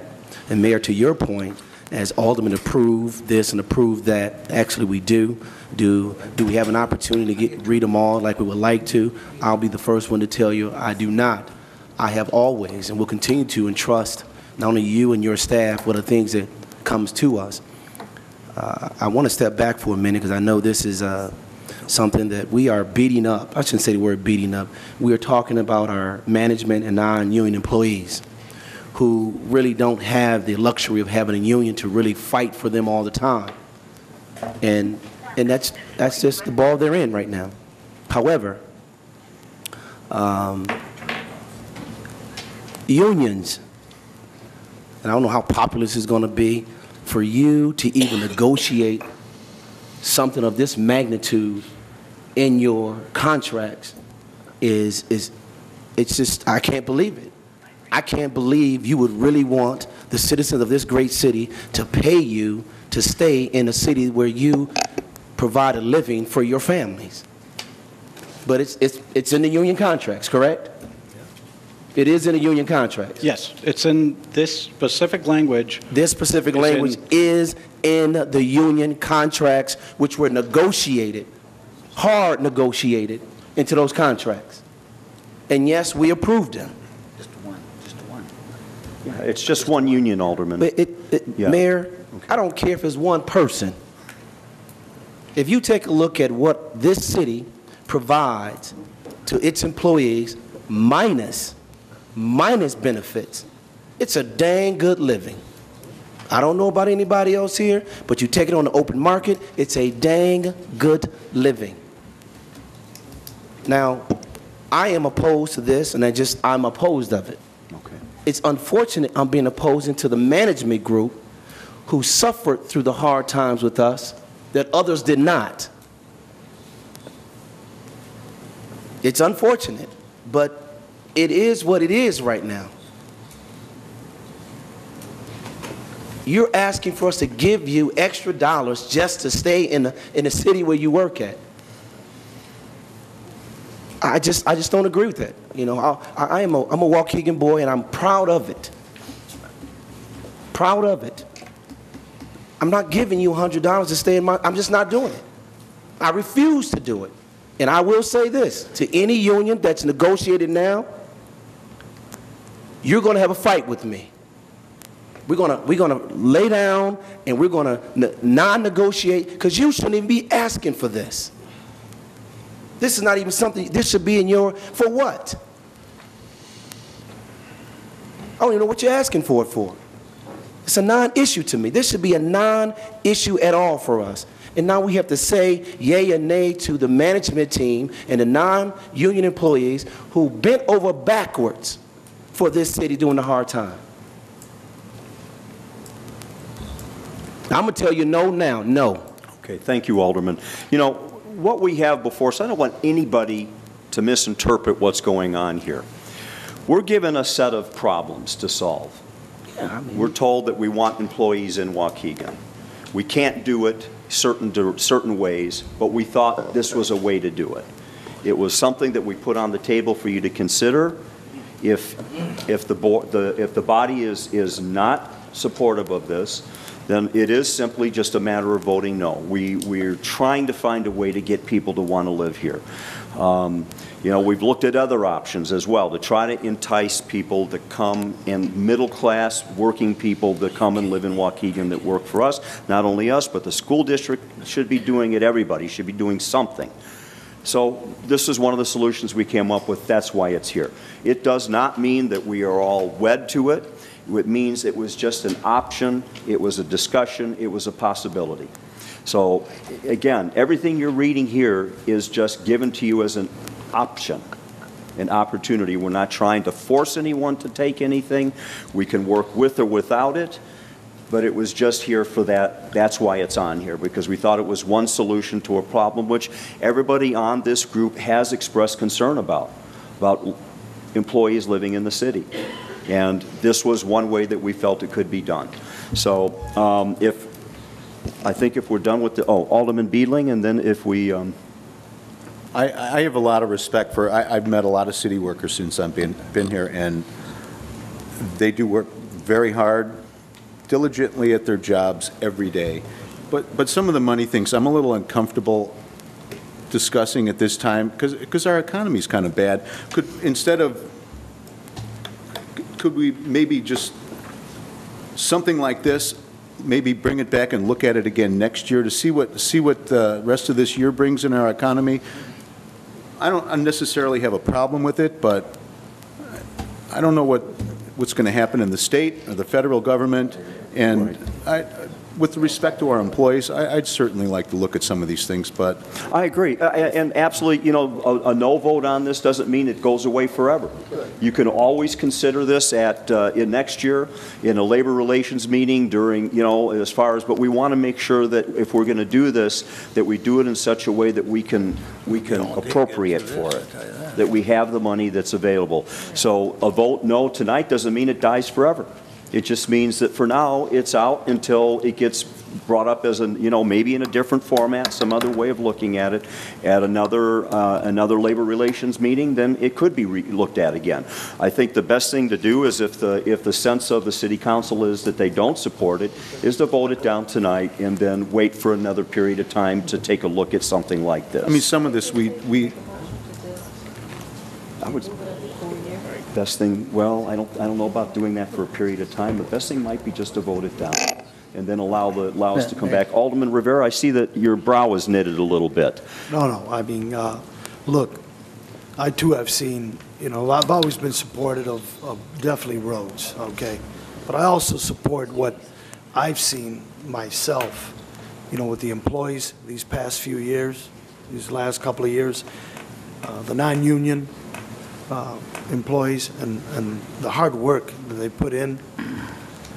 Believe me, they're definitely overworked, big time.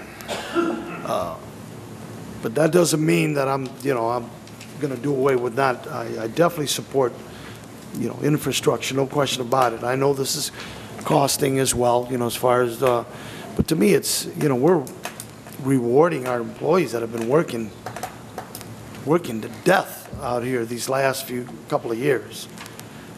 You know, my vote's going to be aye for it. You know, because I see how hard they work, and Call for the question. you know, and if, like I said, you know, call for the question. And Well, if I I'm going to could, vote for it. if I might, Alderman May did have her hand up just before the call for the question. If I could defer to that. Everybody talk. Would you mind if Alderman May speaks and then we honor the call for the question? Of course, go ahead. Okay, thank you. Please. I agree that I'd like to find a way to reward the non-union employees in this building, and this isn't necessarily an all-inclusive way of doing it, and I do not intend to support the residency bonus, but that doesn't mean I do not acknowledge the hard work and the fact that the non-union employees haven't got anything. This will be the fourth year going. This is just not going to be, I would like to support certain initiatives on this sheet to reward them. This is just not going to be one of them. Okay, thank you, Alderman. And now I will honor the call for the question. I will hold that back if anybody else wants to speak. If I could. Are we prepared to vote? Okay, I'll take, so item E, I make the motion to approve the recommended addition of new section 8.2 residency bonus, seconded by Alderman Rivera. Roll call, please. Alderman May. No. Alderman Valco. I'm a firm believer that if the regular worker that's has union benefits, management should get it also, so I will vote yes. Alderman Rivera. Aye. Alderman Cunningham. No. Alderman Conken. No. Alderman Moiseo. Aye. Alderman Beedling. No. Alderman Newsom. Aye. Alderman Tempest. No. What's our count? Failed. Failed. Okay, that fails. All right. If I could ask the board, the council here, I need to take a 5-minute recess. I'm afraid I just have to. I don't want to explain why because it's just not appropriate. But if we could take a 5-minute recess, I will be back. Please. Thank you. Yeah. I'm sorry.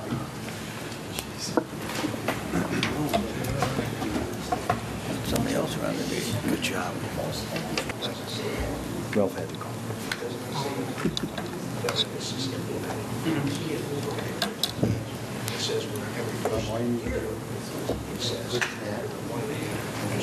Could resume, please. I apologize for that.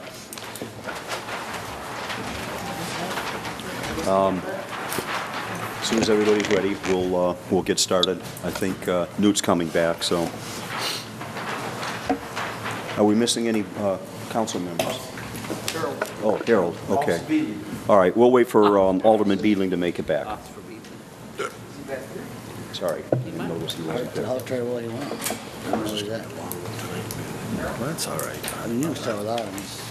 You just see it when he comes. I hate to do this without him here, so let's wait another couple of minutes, if you don't mind, for Alderman Beedling to make it back to his seat. Chief, or somebody, could you check the men's room? I'm just not sure whether it's that or a cigarette break. Or a cigarette break. I'm not sure. Yeah. Okay. If he's not in the restroom, we'll go ahead and start, if that's all right. Yeah, that's what I was thinking. Yeah. I have to give him some of that gum.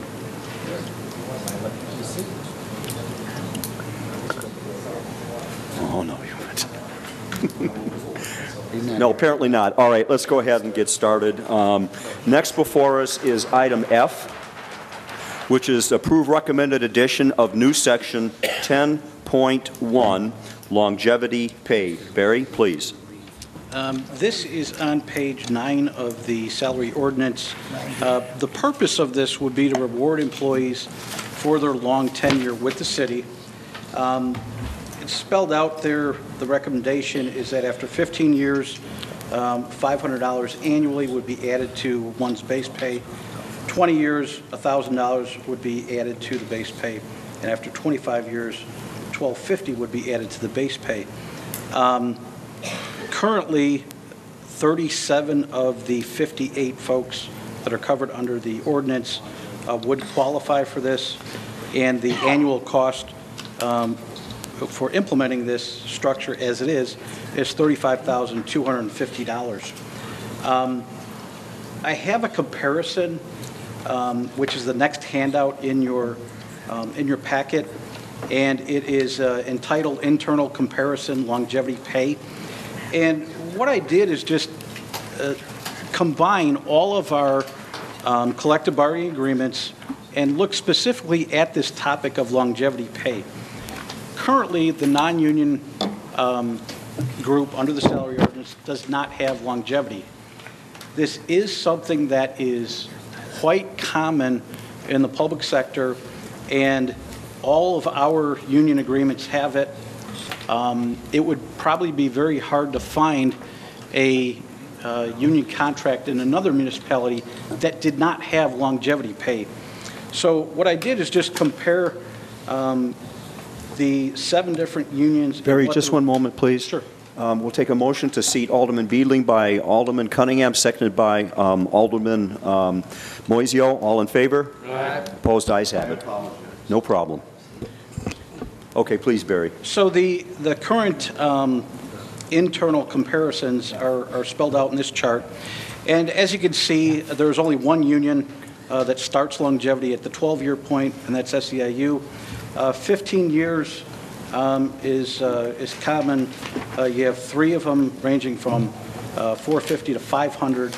The recommendation in green there is 500 after 15 years. 20 years ranges anywhere from $800 up to $1,000. Recommendation is $1,000. And 25 years, 2 of the unions get $1,250 at the 25-year point, and that is the recommendation in this. Okay, thank you, Barry. Do we have questions? Alderman Tempest. Presently on the salary schedule, the maximum step is what? When the step, presently we're in a step program? Step 8. Step 8. Goes to step 8 and stops? Yes. And now, and so they only, after step 8, they only get a raise if the base is raised a certain percent, right? And the increments, of course, the way it presently is. So here you want to give additional raises beyond and above the salary schedule, correct?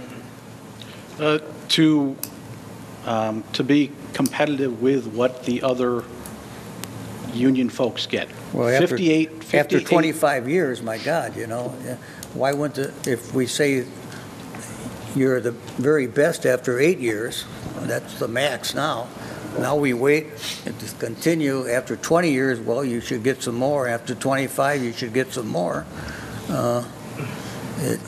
it's going away from our basic salary schedule that's been here for many, many years. Am I correct? Sure. Sure. It's currently not in it. And then I see you skipped, we were on section 9-1 before, and I see you skipped some things you have in blue here on items 9.1C and 9.1D. And what? Those are on the agenda to be covered, the second to last item. Okay. Which is We're going to item... come back to those? Oh, we will go back to Okay. 9.1, 9.2, and 9.3. Thank you. Thank you. Any other questions? Item F, the chair moves that we approve recommended action addition of new section 10.1 longevity pay, seconded by Alderman Cunningham. Roll call, please. Alderman May. Aye. Alderman Valco. Aye. Alderman Rivera. Aye. Alderman Cunningham. Aye. Alderman Conken. Aye. Alderman Moiseo. Aye. Alderman Beedling. Aye. Alderman Newsom. Aye. Alderman Tempest. Vote nay. I think we have a salary schedule. We'll stick to it. Thank you. Ayes have it. Next would be item G, approve recommended changes to section 11.3 to include Homeland Security stipend. Barry? Just briefly, this is something that would apply to 3 specific positions, the police chief, fire chief, and public works director. Our public safety departments have added responsibilities over the last several years. I think that, and the recommendation is for a $3,000 a year stipend for each of those 3 individuals. Since 9/11, there is certainly been increased participation for things such as emergency preparedness. The city of Waukegan participates with other agencies ranging from federal, state, and the county, and it's all in the matter of public safety. And this is one of those things that you don't realize or don't appreciate a well-planned emergency preparedness plan until you actually have to put it into action. And from what I understand, this is a stipend that the city once had, so the recommendation is to simply reenact it.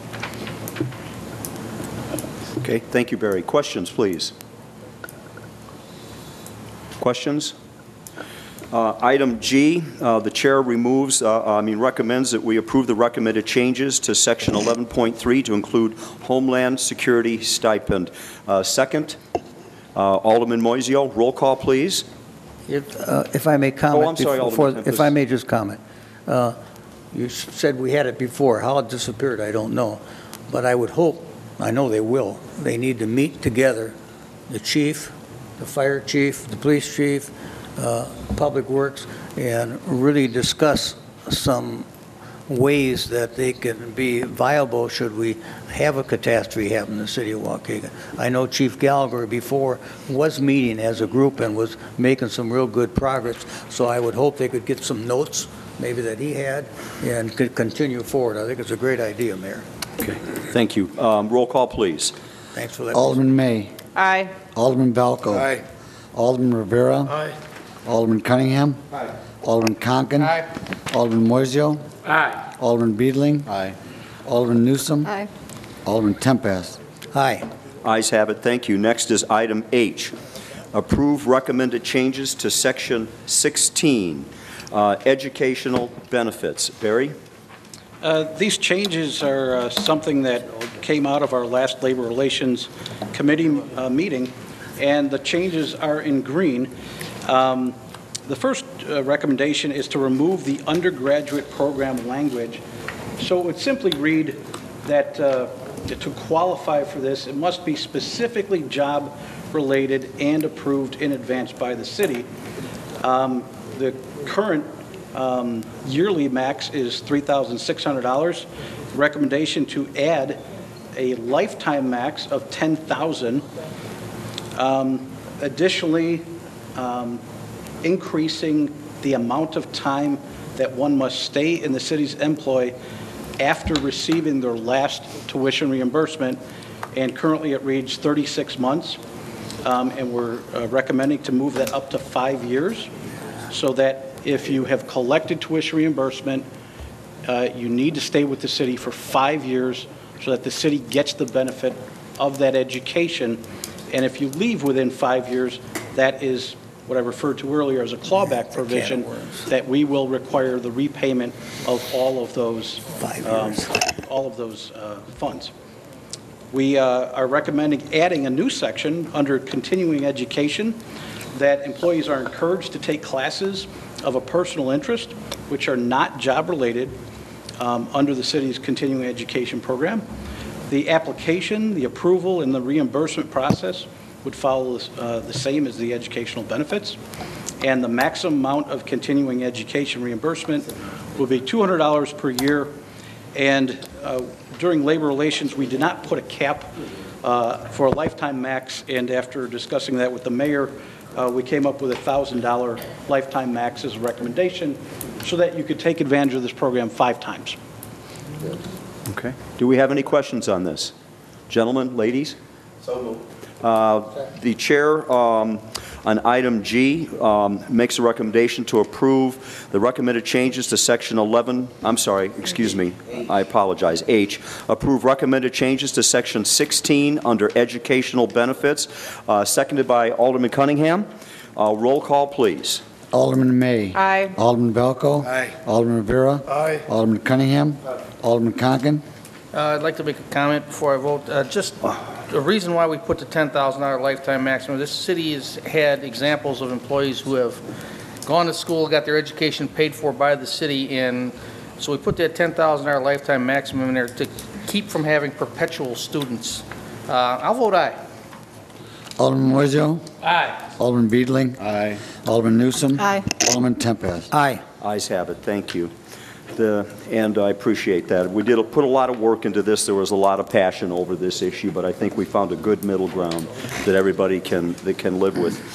Item A, which is to approve the recommended changes to section 18.4 regarding flexible work schedules. Barry? This section 18.4 is simply a cleanup issue. It's on page 12, and we currently have in there that there a trial period of 3 months starting June 1st. Recommendation is to simply remove that trial language, trial period language. The chair, well, let me just read it. The chair recommends that we approve recommended changes to section 18.4, flexible work schedules, seconded by Alderman Tempest. Did I hear you right, sir? Roll call, please. Alderman May. Aye. Alderman Valco. Aye. Alderman Rivera. Aye. Alderman Cunningham. Aye. Alderman Conken. Aye. Alderman Moiseo. Aye. Alderman Beedling. Aye. Alderman Newsom. Aye. Alderman Tempest. Aye. Ayes have it. Thank you. Item J, approve recommended changes to Appendix A, Police Management Specific. Barry, please give a quick explanation if you would. A few changes on this. They start on page 13. One is just language cleanup under the applicability of the appendix, just simply specifying that it relates to commanders, deputy chiefs, and chief.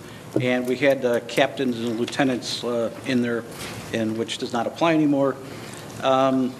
Increasing the uniform standard of clothing allowance currently is at $800. Recommendation is to increase it to $1,000 per year for the commanders, deputy chiefs, and chief. The reason we came up with that recommendation is because that would currently match what the police lieutenants get in their contract. So you have lieutenants that are getting $1,000 per year. You have 3 ranks above the lieutenants getting $800. The last recommendation, I should say another cleanup on page 14, the vacation and holiday earned was originally written years ago. This does not apply anymore. Section 3, where covers vacation and holidays earned. So it's the same for police as all of the other non-union personnel. And the same holds true for the personal leave days. Section 2.3 that covers personal leave days is applicable, not this particular section anymore. Okay, thank you. Do we have any questions pertaining to this? Any questions? Seeing none, the chair recommends approval to changes to Appendix A, Police Management Specific. I heard somebody say, was that you, Alderman Cunningham? We have the second by Alderman Cunningham. Roll call, please. Alderman May. Aye. Alderman Valco. Aye. Alderman Rivera. Aye. Alderman Cunningham. Alderman Conken. Alderman Moiseo. Aye. Alderman Beedling. Aye. Alderman Newsom. Aye. Alderman Tempest. Ayes have it. Thank you. Next is item K. Approve recommended changes to Appendix B, Fire Management Specific. Barry, please. There's really two recommendations here after speaking to Chief Young. The vacation cash out currently specifies that one can once a year cash out up to 40 hours of vacation that is accrued and unused, and you have to take it in 8-hour increments. That does not work for the battalion chiefs who are on 24-hour shifts, and the chief would appreciate having, for that particular group, if they work on a 24-hour shift, have it a multiple of 24. So he's asking for that to be increased to 48 hours so that they could actually cash out 2 full days in their world. And then the other recommendation is very similar to the previous recommendation for police, that increasing the uniform standard of clothing allowance currently at $625 up to $1,000, and one that would be in line with the police brass, and 2, the fire captains currently are getting $850, and the ranks above the fire captains are getting $625 currently. Okay, thank you, Barry. Any questions? Seeing no questions, the chair recommends that we adopt changes to Appendix B, Fire Management Specific. Second by Alderman Tempest. Roll call, please. Alderman May. Aye. Alderman Valco. Aye. Alderman Rivera. Aye. Alderman Cunningham. Alderman Conken. Alderman Moiseo. Alderman Beedling. Alderman Newsom. Aye. Alderman Tempest. Aye. The ayes have it. Thank you. Item L, to approve recommended changes to Appendix C to change certain position titles to be more descriptive. Barry? For the next 3... what page is this on, Barry? It's actually the next handout. Next handout. So we have the next part of your handout is the current salary schedule, and it has some bold on there as well as some things that are lined out. This first recommendation is just simply title changes only to be better descriptive of the actual position. So, for instance, we have a licensing assistant. Wendy Beschel is the holder of that position. She is currently at grade 6. The recommendation has nothing to do with increasing grade or anything like that. It's simply keeping them in their current grade, just changing the title, so swapping out the title for a better title. And the recommendation is to call that position a licensing coordinator instead of licensing assistant. Secondly, Marianne Avalos is our person who handles payroll for the organization. Her position title is office supervisor, which is a grade 5. This recommendation is to create a payroll coordinator at grade 5 because it really is descriptive. That is her function. Similarly, we have some older titles in here under grade 7. We have a DP, meaning data processing systems operator / administrator. One of her longer titles, no one calls data processing anymore. It's information systems or information technology. Talking to our IT director, Ron Gardella, the recommendation is to change that title to systems analyst, and Rhonda Coling and Lance Johnson would be impacted by that. And again, leaving that at grade 7. Lastly, we have a position title of Public Safety IT Coordinator under grade 14, and the recommendation there is to leave it at a grade 14 and call that Assistant IT Director, and the current holder of that position is Eric Vila. Okay, thank you. Do we have any questions regarding this item? So moved. Any questions? All right, the chair recommends approval of changes to Appendix C to change certain position titles to be more descriptive. Second by Alderman Cunningham. Roll call, please. Alderman May. Aye. Alderman Valco. Aye. Alderman Rivera. Aye. Alderman Cunningham.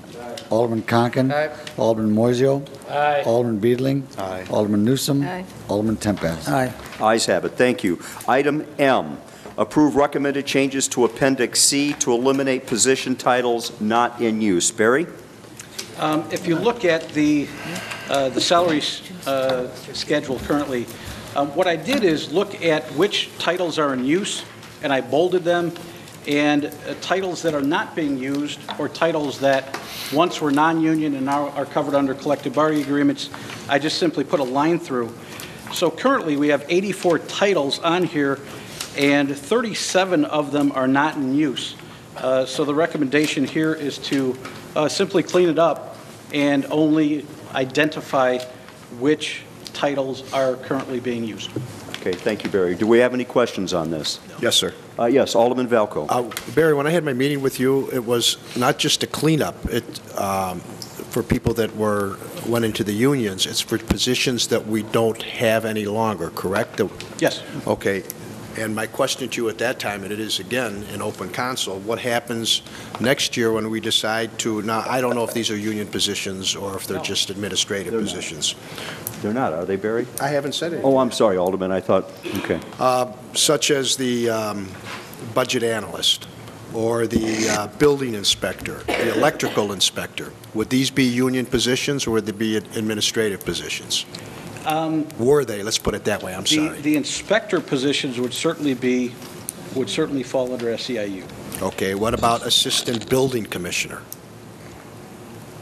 That pay is grade not. 10.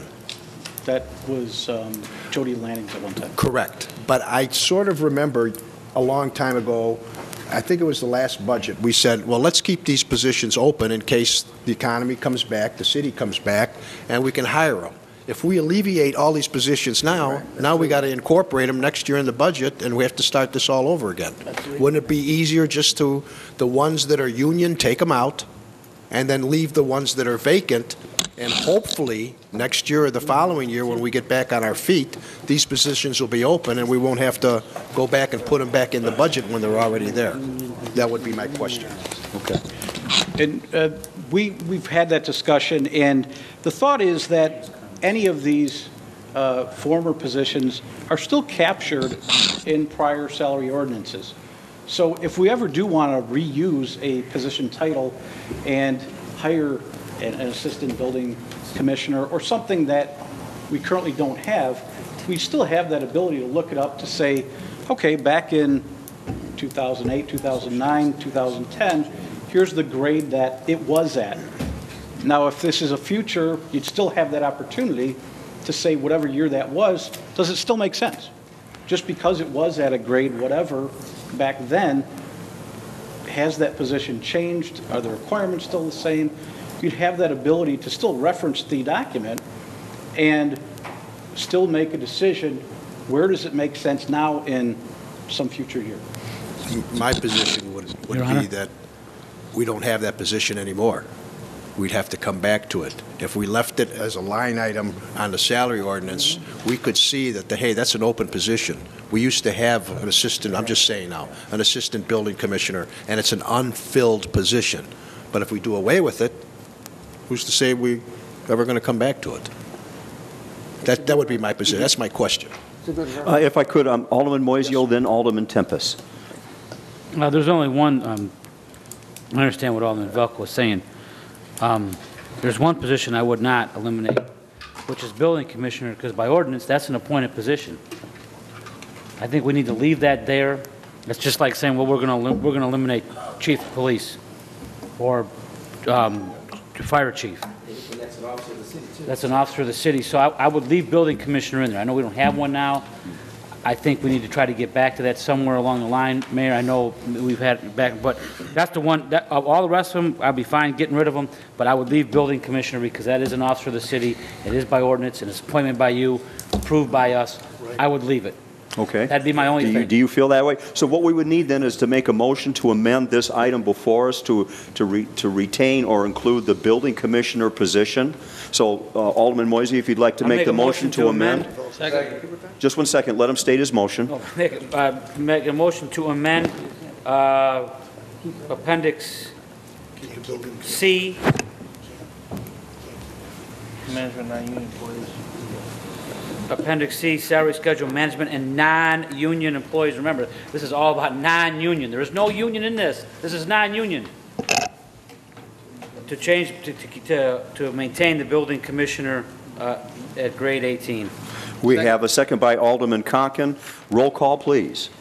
Good motion. Alderman May. Aye. Alderman Valco. Aye. Alderman Rivera. Aye. Alderman Cunningham. Alderman Conken. Aye. Alderman Moiseo. Aye. Alderman Beedling. Alderman Newsom. Alderman Tempest. Aye. Okay, the motion to amend passes. Now, we would need to approve the item as amended. Do we have any further discussion? We have the chair recommends that we approve recommended changes to Appendix C to eliminate position titles not in use as amended. Second by Alderman Moiseo. Roll call, please. Alderman May. Aye. Alderman Valco. Aye. Alderman Rivera. Aye. Alderman Cunningham. Alderman Conken. Aye. Alderman Moiseo. Aye. Alderman Beedling. Alderman Newsom. Alderman Tempest. Aye. Ayes have it. Thank you. Item N, approve recommended change to Appendix C to increase Public Works Director grade 20 to 22. And Barry? This recommendation came out of our last Labor Relations Committee meeting, and currently the Public Works Director is grade 20, and the recommendation is to increase that to grade 22 due to recent increased job responsibilities. What's it? Including the water plant and, which has come under his watch. So, do we have any discussion on this, please? Alderman Tempest? There's one other job out of Public Works. His assistant, he used to be Assistant Public Works Director, who's his right-hand man. I don't see anything. That's now a union position. That is a union? It is. No. Isn't it? Isn't No, Steve I in the need to union? correct you. Oh, I'm sorry. I That one- apologize. You're correct. Yeah. It is not anymore. You fought for that. You got to stay out of the union because there's a That's responsibility. right. You're right. I apologize. You don't have to apologize. But I wondered if this evening we included on the management, the police, the fire, and Public Works Director with the stipend. We're moving him too. I just wonder if there's any compensation for his assistant that has taken over a lot more responsibility, but maybe that's another day. Or Might be. Yeah. Okay. Alderman Moiseo? Alderman Tempest, that may be for another day, and I may have to talk to you about that. Okay. Okay? Okay, thank you. Thank you. Seeing no other question, Alderman Rivera, did you have your hand up? No, okay. I have one question. Seeing no, okay, Alderman Beedling. Let's say in the future, all future Public Works directors, this is going to be permanent, they'll be in charge of the water plant, and Seems to be a good arrangement right now. I can't speak to what will happen 8 years from now. the reason I ask that is because if it should change and the next one, whenever, may not have the same responsibility, could we perhaps go back to the original It could be grade revisited. 20? Absolutely. Yes. Yes, it can. Okay. Yes, Alderman Moiseo? That's a good question. One thing we need to keep in mind if we've been doing this for an hour, this is a year-to-year contract. We've done this for an hour. This is a year-to-year contract, unlike a union contract that's 2 or 3 years. We can change this in a year if we want. Anything. We spent an hour on a year-to-year contract. It's a discussion we needed to have, I Okay. think. We're having fun up here. So item N, I do have, I just. Alderman Rivera? Thank you, Mayor. I just want everyone to also realize that we have a lot of people in this organization that have gone beyond their duties, okay? So, please, in the future, keep that in mind as well.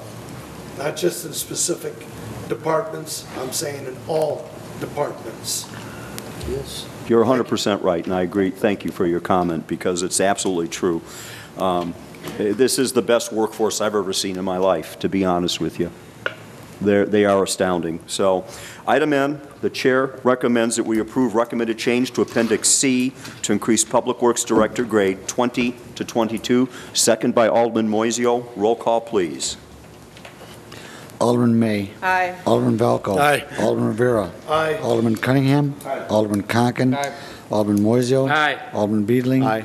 Alderman Newsom. Aye. Alderman Tempest. Aye. Ayes have it. Thank you. We go to item O. Approve recommended change to Appendix C to replace the step plan with merit pay system and changes to Section 9.1, 9.2, and 9.3. Barry? If I may, turn your attention to the next part of the handout. Really, the next 4 handouts all apply to the same recommendation. If I could just start with the one that is entitled Comparison of Salary Range Widths. This is the next handout in your packet. It has the colorful thing at the bottom here. In looking at our current salary structure that we currently have with our current salary schedule, this is a comparison of using grade 15 as an example, comparing the city of Waukegan to 42 other communities. And the concept here is to look at how wide our ranges are. And if you look at our current starting pay, how long it takes you to get from step 1 to step 8, or from the beginning to the end, we have a 15% range width, meaning that the top of our range is 15% higher than the bottom of our range, or the starting pay. That is something that, when I first joined this organization, was a huge red flag to me. And I've never worked in an organization that had a range width so narrow. And your typical salary ranges in a public, private, across the board are generally in the 30 to 40% range. So what I did is look at these communities. This information was taken off of an organization that we currently belong to, publicsalary.com, and I compared our mins to maxes with their mins to maxes for this particular. And if you look at the bottom, it has our starting point of the minimum, or step 1, at 77,132, and the max is 88,600. Please don't get hung up on the numbers. The important piece of this is that last column, the width percentage. If you look at our comparables, the average width of these 42 other communities is 39%, meaning that their max is 39% higher than their min, meaning that the longer you stay, the more opportunity there is to get a higher earnings. If you look at where we fall in the rankings of the 42 communities, we're dead last. If you look at the next highest, there is one community at 18%, that's Oak Brook. The next highest community is 21%, and that's North Chicago. The next highest is Kenosha at 25%. Every other municipality is in the 30% or above range. So when we look at our current step system, the thought here is that we need to widen our ranges. We have 22 grades. We're currently using only 16 of our 22 grades. 6 of our grades are not even in use.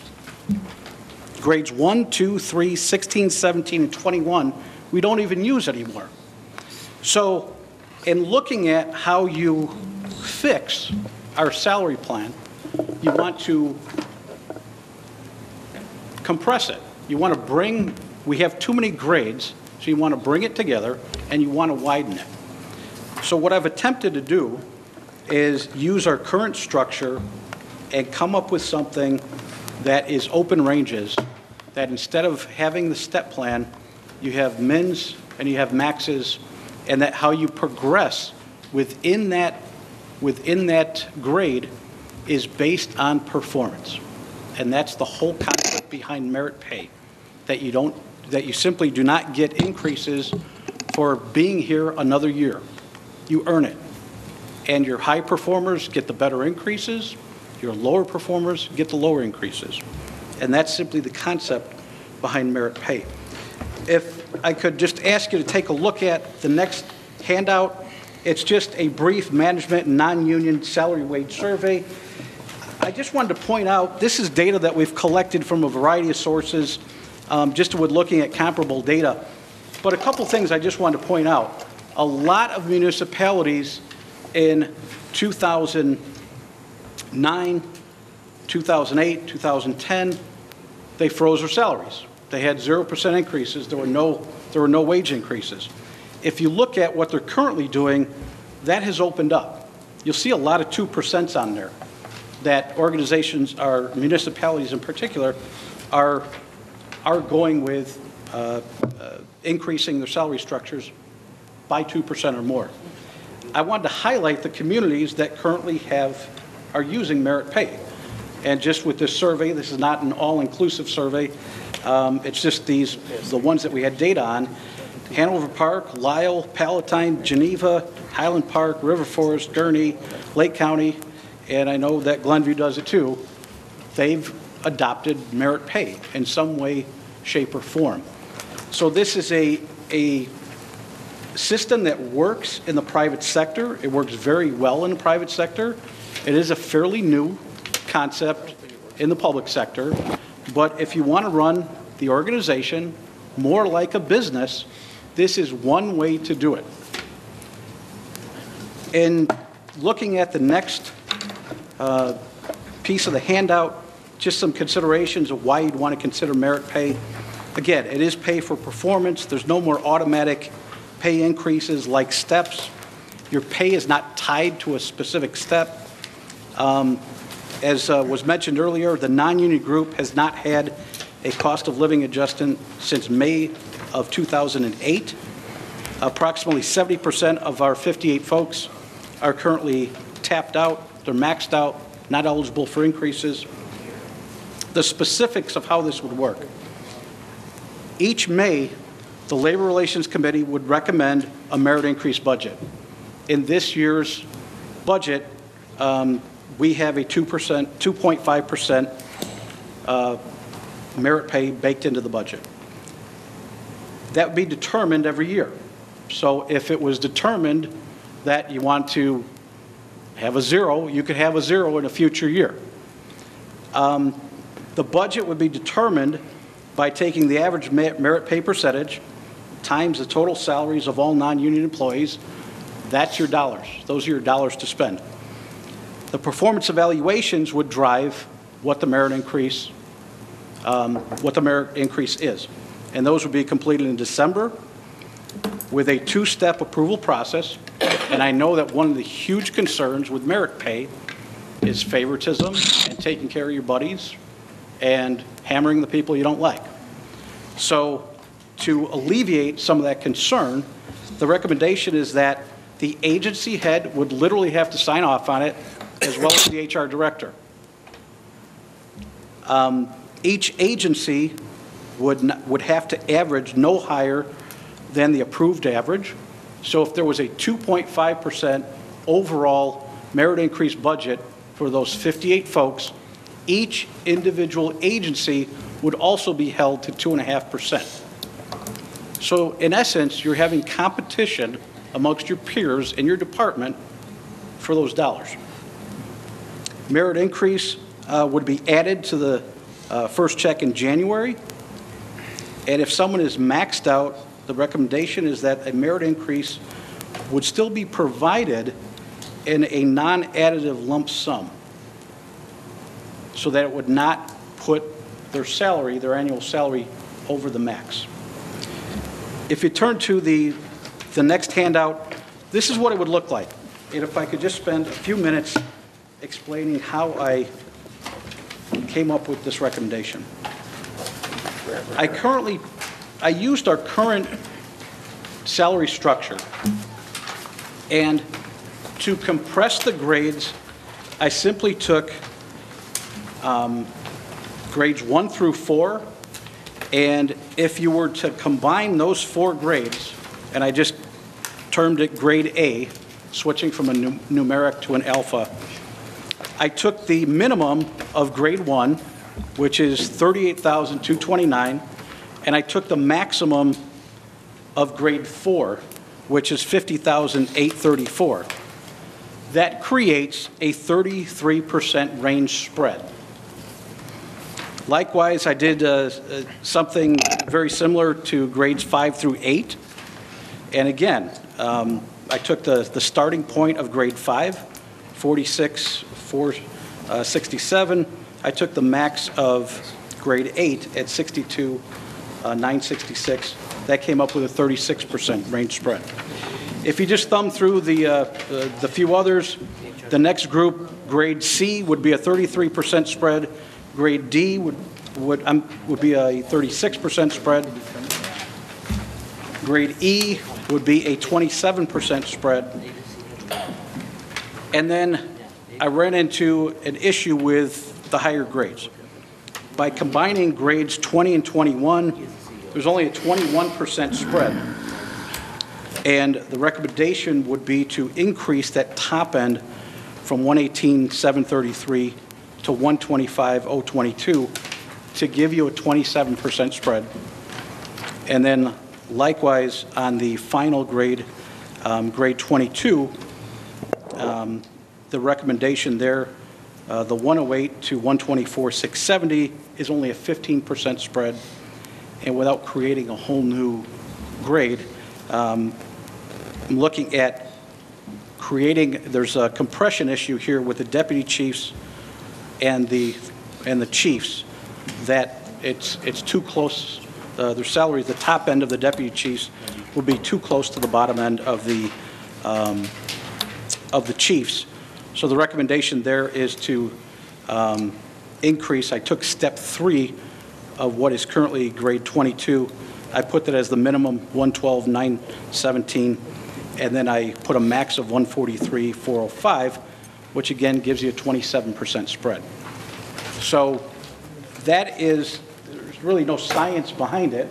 I was just trying to convert our current salary structure and how to create open ranges that made sense, that were wide, and basically it would give employees more headroom, that the longer they stay, the more opportunity they would have to have merit increases. Thank you, Barry. Questions and comments, please. Alderman Tempest. Oh, boy. Well, gentlemen, we are now going off a salary schedule we've had for many, many, many years, and we're going to go to merit pay. You have a salary schedule that's been in effect for how long? 8 steps? Each time we have a cost of living, the salary schedule is adjusted, as the steps would be. 2% raise at step 1, 2% raise at the end. So they are getting a raise each time. You hire a person, you hire them for qualifications for the job. Okay, we reward them for staying on with us up to 8 years. As they work along, we give them a little increase. But when we're hiring people, we're hiring for what they can do as a job. When I hire a chief of police, we hire him that he's able to do the job, and we pay him because he's able to do the job. We've kind of went away from the step system somewhat. And now we want to go to merit pay. Merit pay, for the first time in the history of Waukegan, we want to go to merit pay. I'm firmly against it. Firmly against it, because I feel that they're going to get a raise. If they're not doing their job, you just talked about you're going to keep a personnel file on everybody, and if they don't do their job, you write them up, stick it in their file, you write them up, you stick it in their file, you write them up, you stick it in their file, bye, you're gone. You should be gone. So now we want to come to the point where, well, let's give you a bonus. You know, in the past, we've been able to move people from one step as they progressed with the city and took on more responsibility, became more valuable. We moved them from step 7 to step 8 on the salary schedule made. And it went through the Labor Relations Committee, so they were able to advance. I really, here we come, boy, we got all these changes. We got a new personnel man, all these changes going to set the world on fire. And you know, I kind of like a slow, cool fire. I don't want the flames coming up. I like what we had. I don't like change, and you haven't convinced me to change tonight. All you've convinced me is I'm the new boss in time, and I'll decide if you get a bonus or not. You be loyal to me, or else. You know, and I don't like that. First time it's happened, you know, I'm sorry. I can't vote for this. I'll vote for the regular 2% raise, fine, on the salary schedule as presented, and that's what I'm going to vote for. And I hope the city council, in their wisdom, would not go to the bonus program, especially in an election year. Thank you, Alderman Tempest. Alderman May. Barry, I just want to say thanks for all your work on this. I know it took a lot. I do support merit pay. I think just because we've done something the same way for a long time doesn't necessarily mean that we should continue to do it.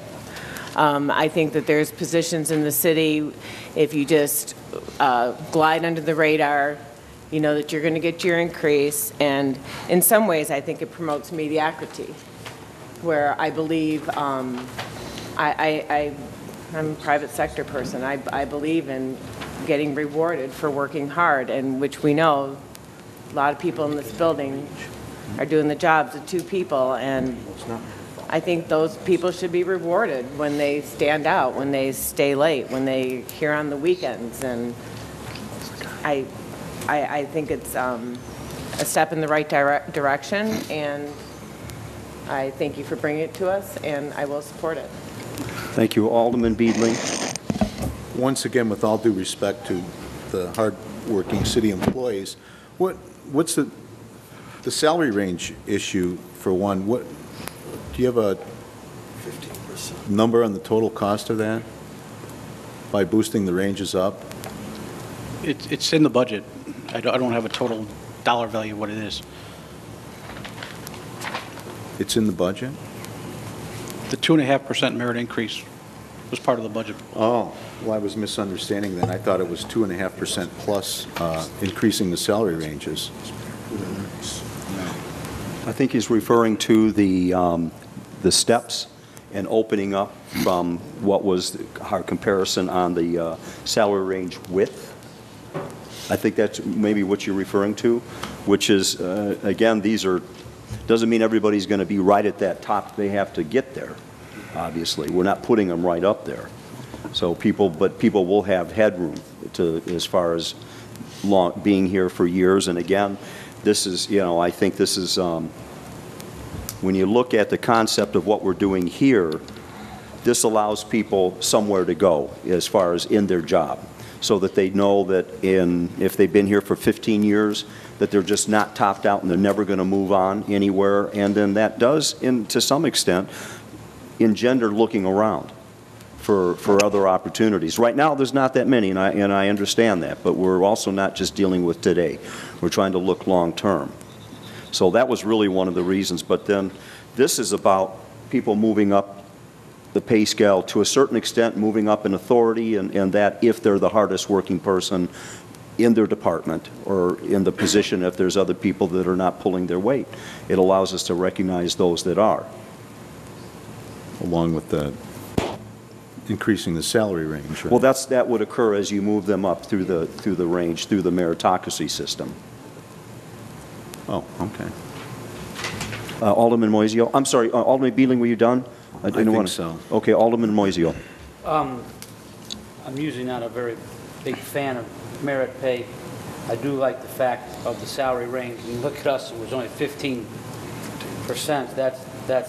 And we're the lowest around. That's pretty bad. That needs to be fixed for sure.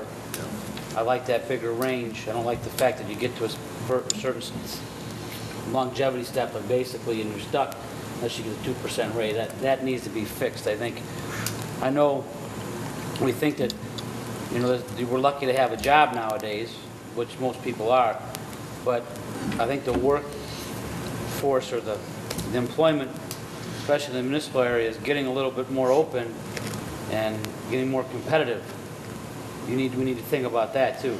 We need to become more competitive to attract more people, and if more municipalities are going this way and we're not, we're going to get stuck behind. So we need to think about that. But the merit pay, I just can't wrap my brain around the merit pay. Part of the problem is I don't think the HR director, and it's not Barry, it's not it's a position. I don't think the HR director knows the performance of 58 people. The agency head might, and I think the mayor, I don't know, maybe I missed it, but I think the mayor needs to be involved in this somehow. But then the mayor is the elected CEO of the company, but again, this is not the reflection of this mayor, but what if we get a mayor that's a crackpot? You know, then you got a problem. Crackpot. So I like the thought of it. Thank you. I like the thought of it. I can't quite get my mind around it right at this moment. I like the idea, the way we're moving forward. Maybe it's just me. I just need more time. And I told you this in the committee, Mayor. You know, I told you this in the committee meeting. I think it's the way to move. I'm not quite yet ready to put the car and drive and go. I'm just not on the merit pay. The other stuff, of increasing that range and then somehow getting that dovetailing it into merit pay, I'm for. I'm for. I really am. I just don't know how we get there. Salary schedule. I don't know. And I'd like to thank you, Barry, because this is a lot of work to do, to try to put together, and I appreciate it, and I think it's a good start. I just can't, like I said, I'm not ready to put the car and drive yet. So thank you. All right.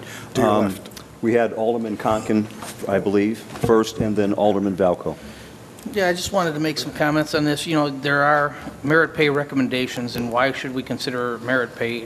There's got to be recommendations against it, and I would like to know what those points were. You know, as Alderman May said, you know, knowing that you're getting a raise every year for the next 8 years, a top out does, or has the possibility of creating a sense of mediocrity possibly amongst the workers. But as we've all heard here today, everybody here is working so hard that, you know, everybody's going to deserve the pay. So now you're talking about going to merit pay, and if everybody here is working hard, how do you justify giving one person more than another? And I understand it would be all by department heads, and as Alderman Moisio said, how would the HR director know the work ethics of 58 people? I find that hard to believe that would be the pin that kept everything honest. You know, nothing against you, Barry. I'm not trying to insult you. I don't mean to. If I am, I'm sorry. But that just doesn't seem to be enough safeguards there for me to guarantee that the right people are going to get rewarded at the correct time. So those are the end of my comments. Thank you. Okay, thank you, Alderman. You know, at first it's Alderman Rivera, then Alderman Valco. I'm sorry, Bill. Alderman Rivera did have his hand up. And I agree with you, Alderman Conkin. You're absolutely right. That's, you know, I'm for merit pay, you know, and I'm for rewarding good employees, you know, but I'm just concerned, you know, with the way it's going to be done, you know, with the evaluations, and I know it's going to be approved by you and the department head, but, you know, I'm still going to have concerns, you know, because, you know, about how it might become unfair to some, you know, so, but again, you know, I support, you know, merit pay, but I'm just concerned on how it's going to be really handled. So that's the only thing, and I mentioned that in the Labor Relations Committee too as well. So I'm very concerned about that because I know, you know, it's still there. I mean, I could see, you know, I hear a lot, and these situations are still there where some employee might not get the fair treatment like they deserve. So, I'm very concerned with that, so. Thank you. That's all I have Alderman to say. Valco. Yeah. I'm going to go over some stuff. You and I have had several conversations on this, but so the other aldermen can understand where we're going here.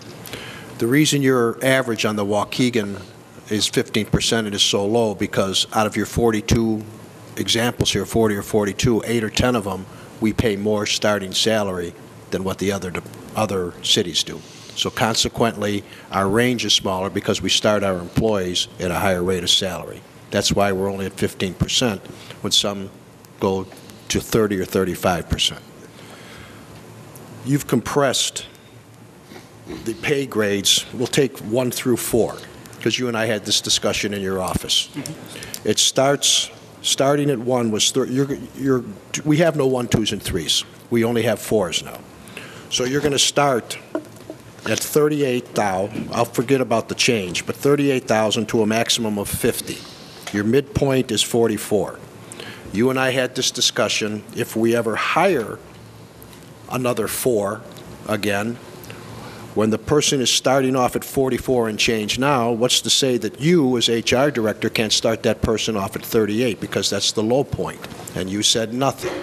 So we'll be having a new employee doing the same job for less money than what the current employee is. Correct? You could. Okay. You could, in theory, do that. But I'm just going against, I just want yes or no's, and I'm not putting you on the spot. I just want yes or no so the other aldermen know exactly what's going on here. And if I may? Sure, absolutely. This is where 9.1, 9.2, and 9.3 come in because it addresses starting pay and promotions and demotions. And what I did is had to change the language that is currently spoken in steps to convert that to this.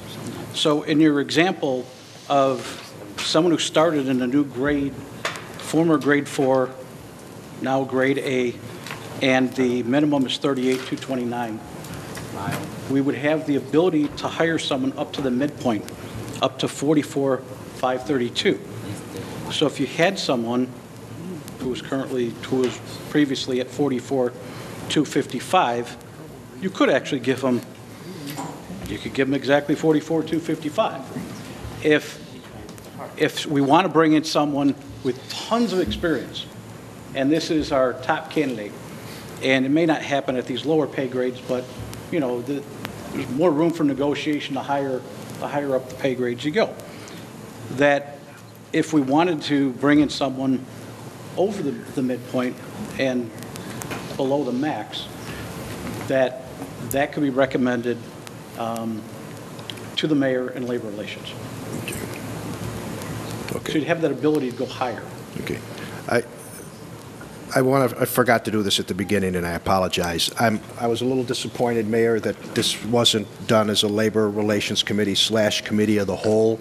So we could have done it last week, where all the aldermen had the ability to ask questions and then vote on the issues as a Committee of the Whole.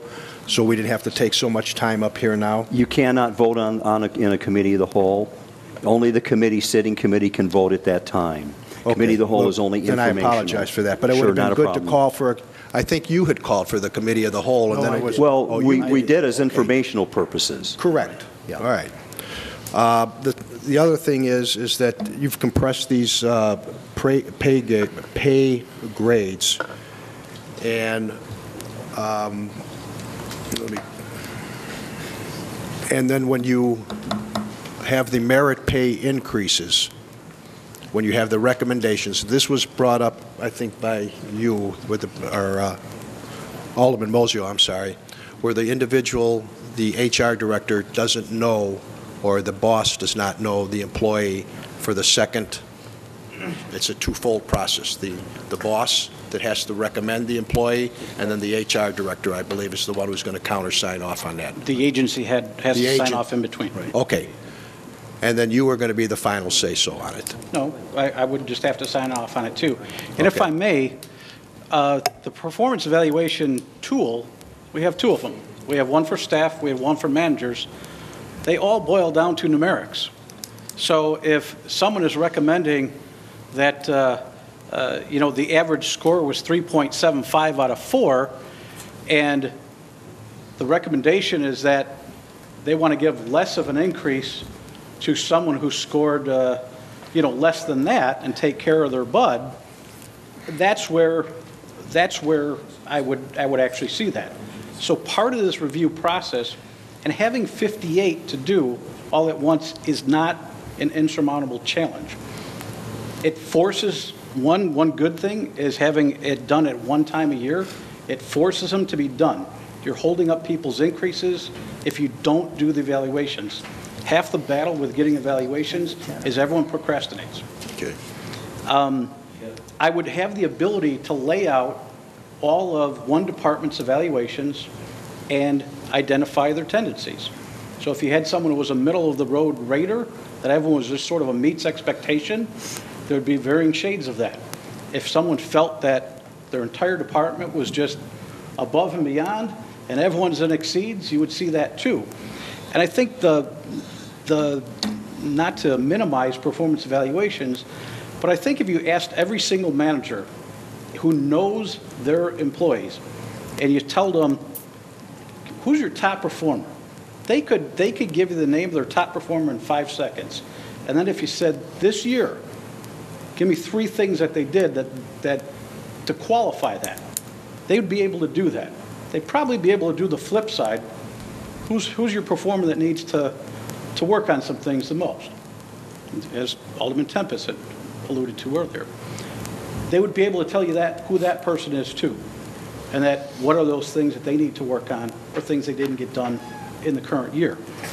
And all I'm asking for that to be done is to back it up in writing.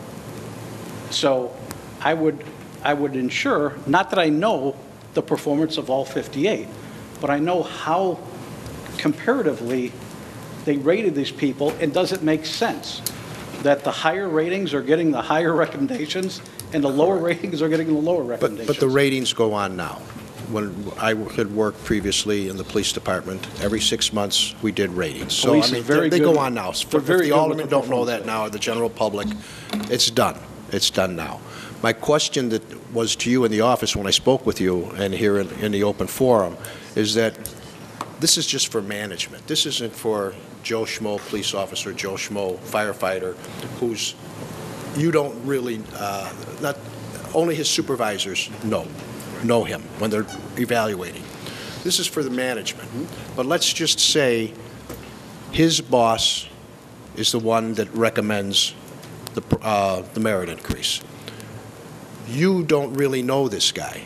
And you and I have had this conversation in the office where I just do my job.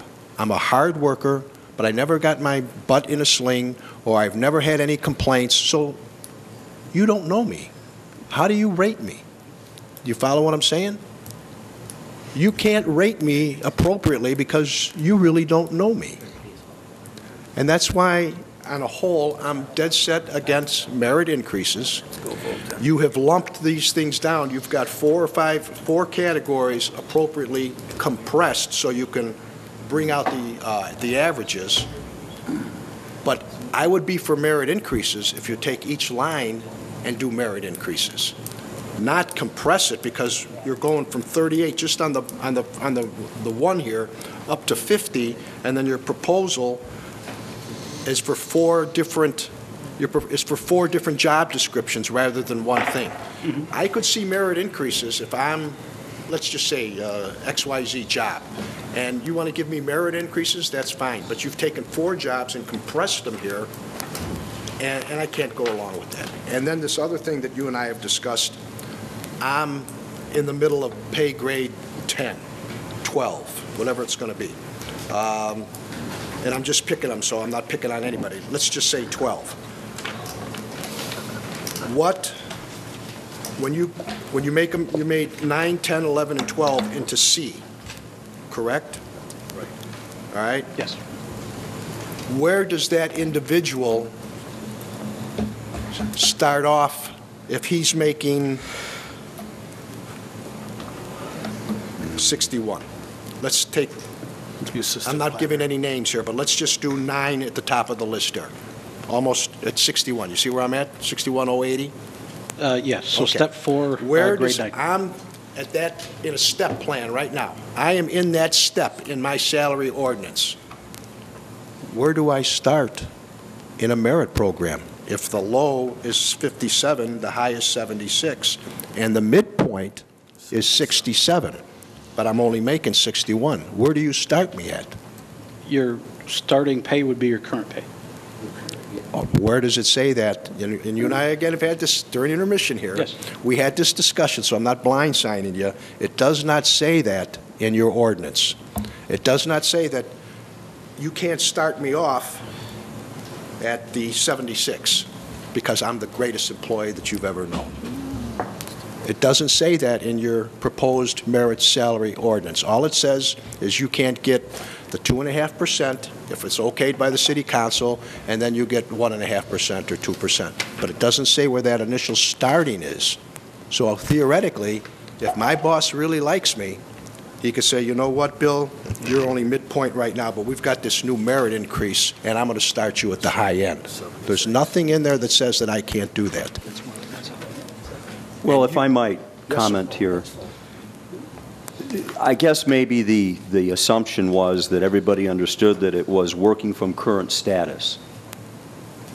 That's what we always assumed into the discussions, that it started from current status as to where you are and where you would go forward, or potentially if you're a slug, you go backwards because you're somebody who's not doing their job at all and you're making everybody around you work harder.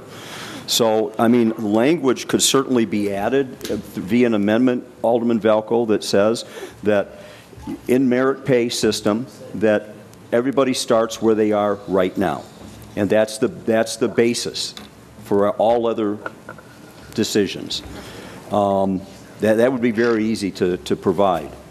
But the thing is, I'd like to, if I might, just for a reason, explain why this is important, especially in an organization that's down to something less than 50% of what it was 3 years ago.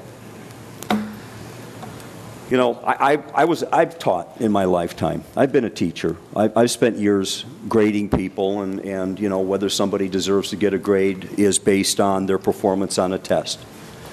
And I don't look at whether he tried hard or not, because it's not fair to the person who didn't try hard or whatever and got the same grade. Grades are grades, and attainment is attainment. And Alderman Tempest was, how many years were you a wrestling coach?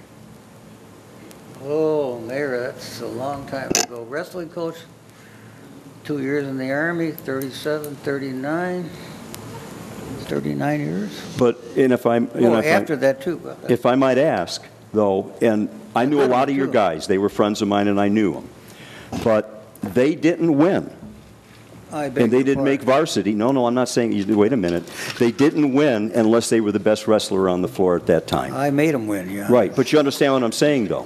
You understand. I put that drive in them. And you did. But they became the best at that moment on the mat, and they won. They gave me their best. Nobody got to be a state champion without being the best wrestler.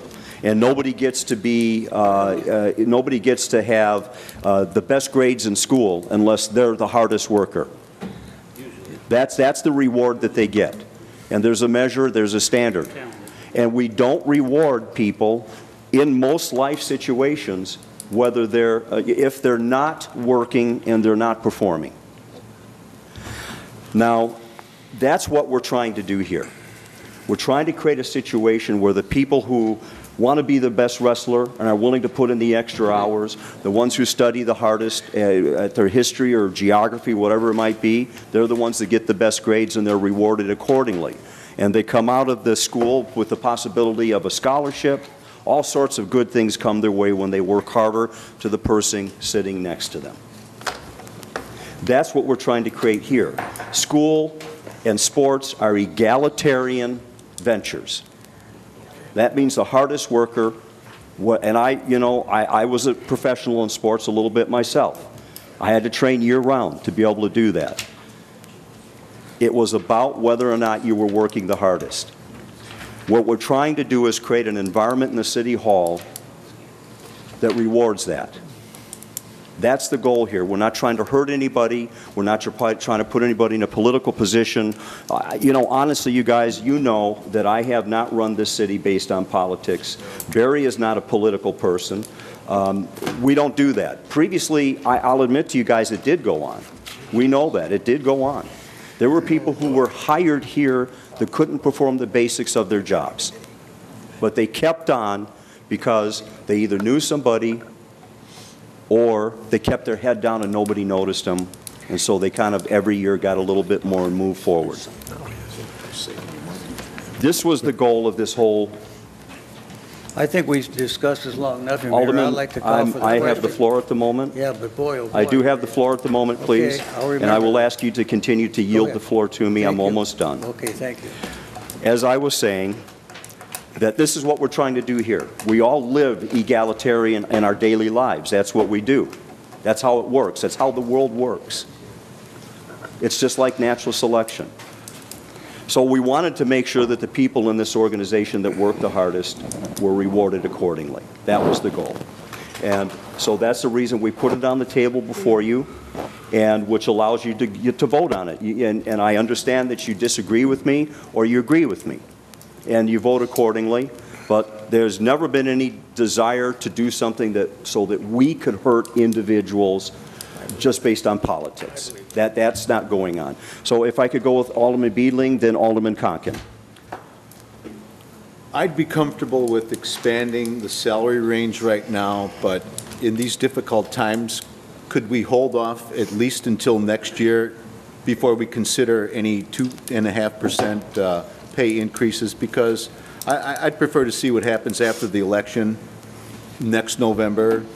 Whoever's in charge, if they don't make some adjustments, we're going to go down the tube. So I'll go with the salary range, but I'd prefer to wait till next year before we consider any merit pay increases. Thank you, Alderman. Alderman Conken. Mayor, I'd just like to make a comment on something you said about rewarding the hardest workers. I understand that that's something that we want to do here.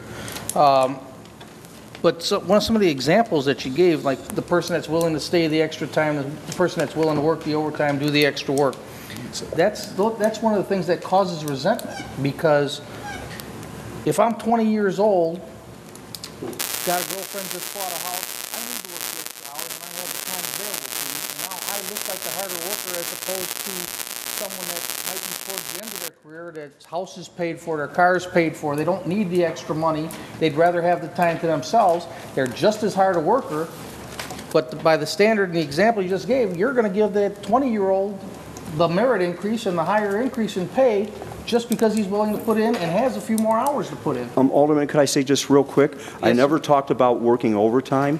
I said the person who puts in the most effort and puts in the most time in their job, but I wasn't referring to anything regarding working overtime. I'm talking about one-to-one.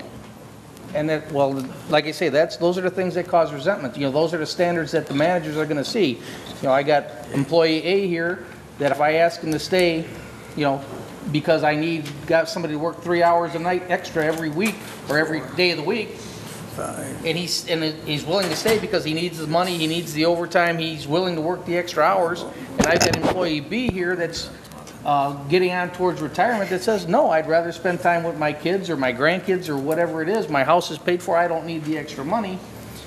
As a manager, I'm going to look and I'm going to say, I'm going to reward the guy that stayed the 3 hours a day that I needed him. And they might be equal when it comes to work. But the guy that stays the extra hour is going to put out more work because he's here longer.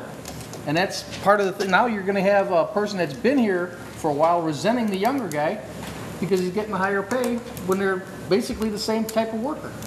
So, like I say, that's just something that, one of the things that I don't feel very good about when it comes to the merit pay increase. There's just too many variables. I'm not comfortable with it. I don't really care for it, but those are the end of my comments. No, I appreciate everybody's points. I don't denigrate them. I don't dismiss them. I understand this, but if I might just add one thing, and then I'm going to stop, and I think that what we do is we need to probably, move this to a vote. But I'm going to give you just one example, if I could, for everybody to understand what I'm looking at and thinking of. You look at the licensing director's position. Now, When I came in, we had a gentleman who had been involved in the city for many, many years. As an employee, first he was a police officer, then he moved over into the position of licensing director. When I came into the job, this gentleman had been here a long time. He was look, he's a wonderful guy, very friendly. Unfortunately, the stack on his desk was so high that it was unbelievable. And upon his retirement, when the person that took his job took over, we discovered that there was so much work that was undone. There were so many businesses in the city of Waukegan that had not had a license during the time that that gentleman served, nor had they had them in years before. We had some businesses that had been here 80 years, never had a business license. We went out and inspected vending machines and game machines and found they had not been licensed in 10 to 15 years, many of them. So when I think about a comparison between the type of people that I'm concerned about, the way that the person works now and the energy they put into the job, compared to the person that was here for many, many years and was not pushed to perform. That's what really started me thinking about the need for a change to an egalitarian system. So I'm going to cut off my comments. I'm done. And I apologize for entering to the debate, but I just felt I needed to explain better what it was that was driving me, what I was doing. So you've called the question? Absolutely. So now we will, on item O, the chair recommends that we approve the recommended change to Appendix C to replace the step plan with merit pay system and changes to Section 9.1, 9.2, and 9.3. Do we have a second? Second. We have a second by Alderman Newsom. Roll call, please. Alderman May. Aye. Alderman Valco. No. Alderman Rivera. Aye. Alderman Cunningham. No. Alderman Conken. No. Alderman Moiseo. No. Alderman Beedling. No. Alderman Newsom. Aye. Alderman Tempest. No. Noes have it. Thank you. Item P, approve recommended change to Appendix C to implement a salary schedule increase effective May 1st, 2012. Barry. Simply effective May 1st, 2012, recommendation is to increase the salary range, which is steps, and employees covered under the salary ordinance, what used to be called a COLA, recommendation of 1% increase. Yes, Alderman May. Is it open for discussion? Yes, open for discussion. Thank you. I'd like to propose an amendment to 2% since we didn't pass the merit pay. We have a motion to amend item P to include the 2%, which was in the merit pay section, but now over to... Well, no, it was 2.5%. 2.5%. But instead of the 1%, let's make it 2%. Instead of the 1%, make it 2%. And I heard a second by Alderman Cunningham. Discussion on that. Clarification. Alderman Tempest. I thought in the ordinance, maybe I'm confused. I thought you were going to get a 1% coming here and then another 1% down the line. Was that in the original proposal? Was that in there? I thought we were going to get a 1% here and a 1% down the line 6 months later. Was that in the proposal? Am I? No, the future increase was January 1st, based on merit, 2.5% average increase. That was the only motion for us. Right. The motion before us now by Lisa? I want to amend the motion to 2% from 1%. And we're not talking about merit. We're just talking about... No, we're just talking about the salary increase for non-union employees. Okay. That's fine. Okay. Well, that's great. Let's go. We have a second. Roll call, please. Alderman May. Aye. Alderman Valco. Aye. Alderman Rivera. Aye. Alderman Cunningham. Alderman Conken. Aye. Alderman Moiseo. Aye. Alderman Beedling. Aye. Alderman Newsom. Aye. Alderman Tempest. Aye. Ayes have it. Now we take item P to approve. The chair recommends that we approve as amended, recommended change to Appendix C to implement a salary schedule increase effective May 1st, 2012. The chair so recommends. Second. by Alderman May. Roll call, please. Will you explain? Oh, yes, I'm Could you sorry. explain that, Your Honor? I'm confused. Well, We just voted for 2% raise. that was the amendment. That was the amendment. Now we're voting No, wait on the a minute. item as amended. Amended from 1% to 2%. Right. Okay. Yes. Okay, I'm sorry. Okay, thank you. Thank you, Okay. Your Honor. Thank you. Roll call, please. Alderman May. Aye. Alderman Valco. Aye. Alderman Rivera. Aye. Alderman Cunningham. Alderman Conken. Alderman Moiseo. Aye. Alderman Beedling. Alderman Newsom. Aye. Alderman Tempest. Ayes Aye. have it. Thank you. Okay. No, we got, Yes, so now what we need to do is we need to, I believe, approve the entire, or the new salary ordinance, or is it taken as a de facto? Since we've played with it, let's do it in one piece as a... Okay, let me get back I, to Chairman, all, Under Labor Relations Committee, Alderman, I mean, Chairman. the chair so moves that we approve the ordinance fixing the salaries and wages to be paid to management and non-union employees of the city of Waukegan, Illinois, effective May 1st, 2012, as amended. We have the... I just have a quick question, I'm sorry. It's okay. Maybe Corporation Counsel can help me with this. When do we need to set the mayor, the clerk, and the treasurer's salary? 6 months before election. So we can do that at 6 months prior to, we don't have to do it tonight. All right, thank you very much. Okay, so I make the motion. We have a second to approve as amended. I'll second it. Second by Alderman Moiseo. Roll call, please. Alderman May. Aye. Alderman Valco. Aye. Alderman Rivera. Aye. Alderman Cunningham. Alderman Conken. Alderman Moiseo. Aye. Alderman Beedling. Alderman Newsom. Aye. Alderman Tempest. Aye. I have it. Thank you, everybody. A lot of work, but it was, I think we got some good things out of it, so it was worth it. Barry, thank you for everything you did. You spent a lot of time on this. Thank you. So we really do appreciate it.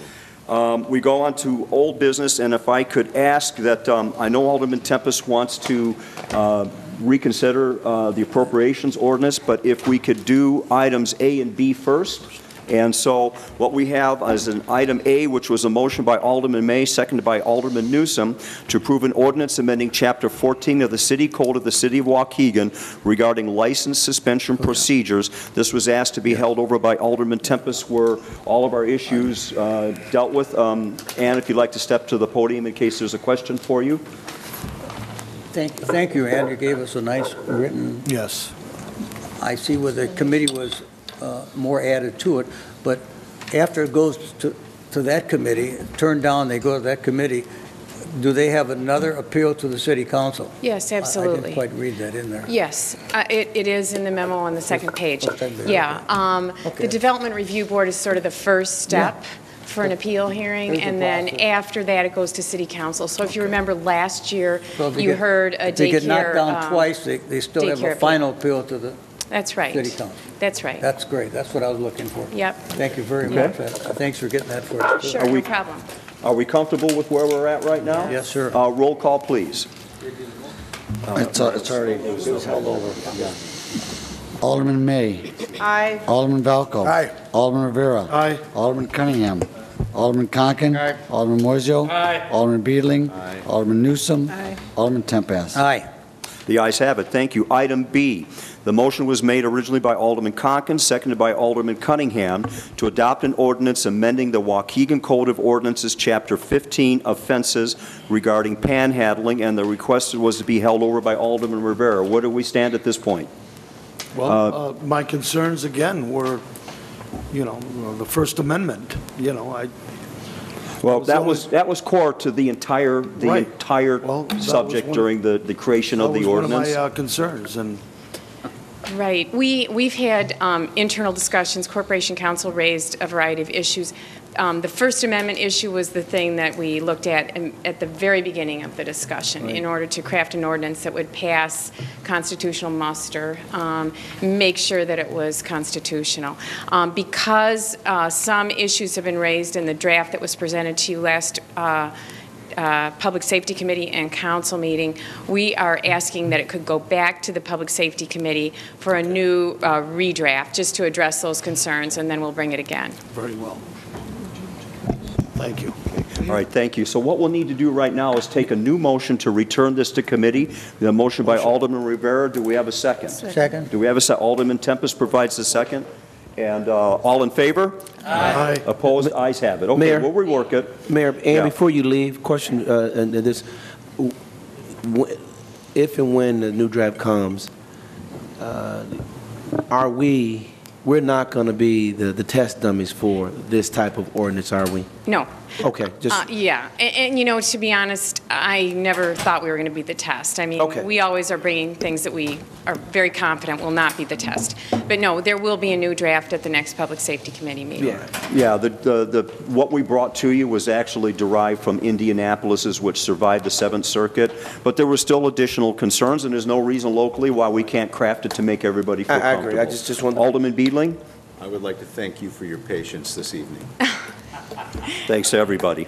Thank you. Okay, now we would, Alderman Tempest, I believe that you are... I'd like to first put the motion to reconsider the appropriation ordinance.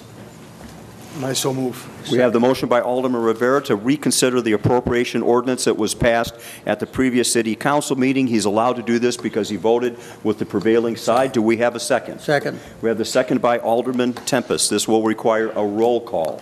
Could we have a roll call, please, that those that support the motion to reconsider? Alderman May. No. No. Alderman Valco. On point, what are we reconsidering? The whole, The whole thing comes back. well, Yeah. let me, not The whole thing comes back. there's an item that I want to make sure that, Swalco, you know, it's But in the whole- regards, it's in regards to the Swalco item, line item on there. Aye. Okay. That's the reason. Okay. We have to have an amendment then. That could just be an amendment. It has to make that. Yeah, you have to go to the reconsider, then you make the motion to amend. Yeah, let's go through the roll call. Let's go ahead. That is the reason. Alderman Valco. He said- Alderman Rivera. Aye. Alderman Cunningham. Alderman Conken. Yes, to reconsider. Alderman Moiseo. Aye. Alderman Beedling. Alderman Newsom. Alderman Tempest. Aye. The ayes have it. Thank you. So, Alderman Rivera, if I might say something real quick about the Swalco. Now, that is not the contract. That is strictly in there if you decide to approve a contract, that we would then be able to move forward with an arrangement with Swalco. There is no inherent agreement with Swalco until you approve the contract, which we haven't even begun to negotiate or discuss terms Well, or concepts. I just want it removed from the appropriation ordinance. That's, so would you like to make the motion to amend? To amend line item 100, 712824-460, the Swalco membership fee of $30,000. I'll second that. And I'd like to... Hold on. Also, that $30,000, I'd like to put it in for material for Public Works Okay. in terms of asphalt. Understood, You know, but let's roads do this, anymore. Alderman. We have to take one at a time, so we have the motion fine. before us to remove that line item. Right. And so we have a second by Alderman Tempest. That requires a roll call. Could we have a roll call, please? Alderman May. No. Alderman Valco. Aye. Alderman Rivera. Aye. Alderman Cunningham. Alderman Conken. Aye. Alderman Moiseo. Aye. Alderman Beedling. Aye. Alderman Newsom. Alderman Tempest. Aye. Okay, the line item 1712824-460 is struck from the ordinance. Now, if you would like to make a motion to apply that to another line item, do you have a line item that it should go to? I have a question. Yes, Alderman Moiseo. Do we have to appoint that money to another line item now, or can we don't have to? Nope. You could just sit there. We just sit there, Yeah, correct? that's fine. So would you rather just let it be for now? Let it be for now. Let it be for now until Okay. I locate. There's a lot of reading material in here. To which line item I would like that to be put on. Okay. Preferably on more material for asphalt. I mean, I prefer roads instead of paying $30,000 to someone. We don't need a middleman on that. I've done my research on this. Okay. We don't need a middleman for this. They don't do anything for us. and I'll debate it with anybody. Okay. Do we have another question? No, it's already No? voted. Okay. All right, so what we need to do now is we need to make a motion to approve as amended the appropriations ordinance. Do we have a motion to approve as amended? I'm sorry, who said that? By Second. Alderman Cunningham? Second. Seconded by Alderman Rivera. Roll call, please. Alderman May. Aye. Alderman Valco. Aye. Alderman Rivera. Aye. Alderman Cunningham. Alderman Conken. Alderman Moiseo. Aye. Alderman Beedling. Alderman Newsom. Alderman Tempest. Aye. Ayes have it, so the appropriation ordinance is approved as amended, and we'll look at the line items and see what you're referring to, where we can plug something in at a later time. That would probably have to go back to committee, I assume, for Public Works or something to discuss and bring it forward back to us, or through Finance, probably, one of the two. We'll get that figured out. Good, okay. We have no reports and communications before us today. You all right? Okay. New business and recommended actions by Corporation Council. Item A, approval of payroll dated May 2nd, 2012 in the amount of $1,240,613.29. Motion by Alderman Newsom, seconded by Alderman May. Roll call, please. I'm looking. It is my. Alderman May. Aye. Alderman Valco. Aye. Alderman Rivera. Aye. Alderman Cunningham. Alderman Conken. Aye. Alderman Moiseo. Aye. Alderman Beedling. Alderman Newsom. Aye. Alderman Tempest. Aye. Ayes have it. Item B, approval of bills dated May 18th, 2012 in the amount of $826,328.51. Motion by Alderman Newsom, seconded by Alderman May. Roll call, please. Alderman May. Aye. Alderman Valco. Aye. Alderman Rivera. Aye. Alderman Cunningham. Alderman Conken. Aye. Alderman Moiseo. Aye. Alderman Beedling. Alderman Newsom. Aye. Alderman Tempest. Aye. Ayes have it. Item C, raffle sale application for Rotary Club of Waukegan. Motion by Alderman Rivera, seconded by Alderman Cunningham. All in favor? Aye. Opposed? Ayes have it. Item D, fill the boot on June 22nd, 2012 from 10 a.m. to 6 p.m. on Grand and Green Bay. Motion by Alderman Conken, seconded by Alderman Valco. All in favor? Aye. Opposed? Ayes have it. Item E, accept and place on file the Treasurer's Report for the month of April 2012. Motion by Alderman Newsom, seconded by Alderman Beedling. All in favor? Aye. Opposed? The ayes have it. We have no ordinances and resolutions before us. I want to let everybody know we do have an executive session regarding possible litigation and real estate following the alderman's time. We will take a 5-minute break before going into executive session, but in essence, the meeting will be done once we go into executive session. We just come back out and we will adjourn, and that will be it for the night. So, Mr. Clerk. Alderman May. Pass. Alderman Valco. Pass. Alderman Rivera. Pass. Alderman Cunningham. It is. Mayor, I want to give a hi-ho to Chief Grayhouse and his staff. There was children from the Carmen Buckner Elementary School did a field project where they walked down to the Genesee Theater. And they were escorted by the Waukegan PD. And what I mean by escorted, they were able to stop the traffic so the kids can go across the street and things like that. But the significance to that, and this is very, very important, particularly for the young ladies and young men on the south side of town. Often, too often, they are only exposed to the police on a negative impact. They're often exposed to the police on when someone is being arrested or something is going wrong, or unfortunately people coming back from negative situations and saying the police is bad, the police is bad.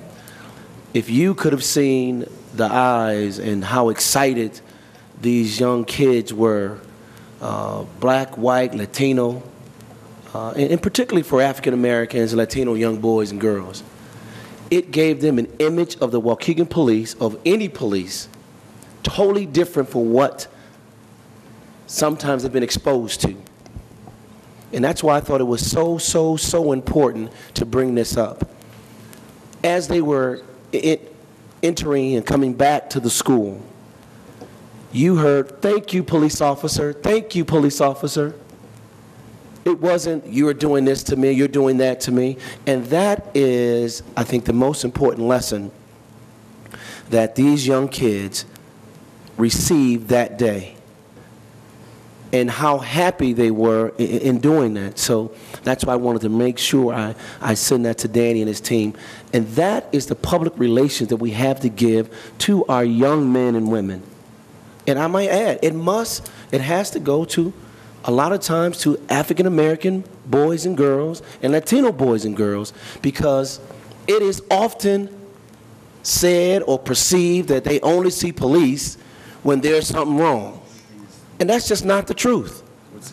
Not at all. So, Danny, kudos to, I don't want to begin there because I don't know them all, but I know Detective Capilouti was out there, Sergeant Michaels, Lieutenant Leonard. There was another lieutenant out there, and a host of officers and you should have seen as they walked through downtown, when the police was there and the kids were coming, citizens just helping out. That is the image I need for them to understand, that in bridging that gap of what you can and what you cannot do, what the police should and should not be doing to serve and protect our community. And I just had to say that because for me, it was very special. And I think for those kids and for the teachers to be a part of that, that was very special for that particular time. I got some pictures. Danny, I'll be able to give that to you. But thank you to your team that was out there, and let them know you had some happy children that day. Thank you. That's it. Alderman Conken. Just really quickly, the upcoming weekend is Memorial Day weekend, so I hope that everybody has a safe and happy holiday. Please remember that on Monday at 10 o'clock downtown Waukegan, there will be a Memorial Day parade. It follows its regular route. It starts at Genesee and Grand, heads south to Washington Street, and then west to the Veterans Park, where the old Legion Hall was. So those are my comments. Thank you. Please come and join us. Thank you. Tom, 10:30 is step off. Oh, excuse me, 10:30. I'm sorry. But they want anybody that's going to walk in the parade to be there by 10 o'clock. Alderman Moiseo. Pass. Alderman Beedling. Pass. Alderman Newsom. Pass. Alderman Tempest. Pass. Concludes public comment. We're going to take a 5-minute break because I have to again, and then we will go into executive session.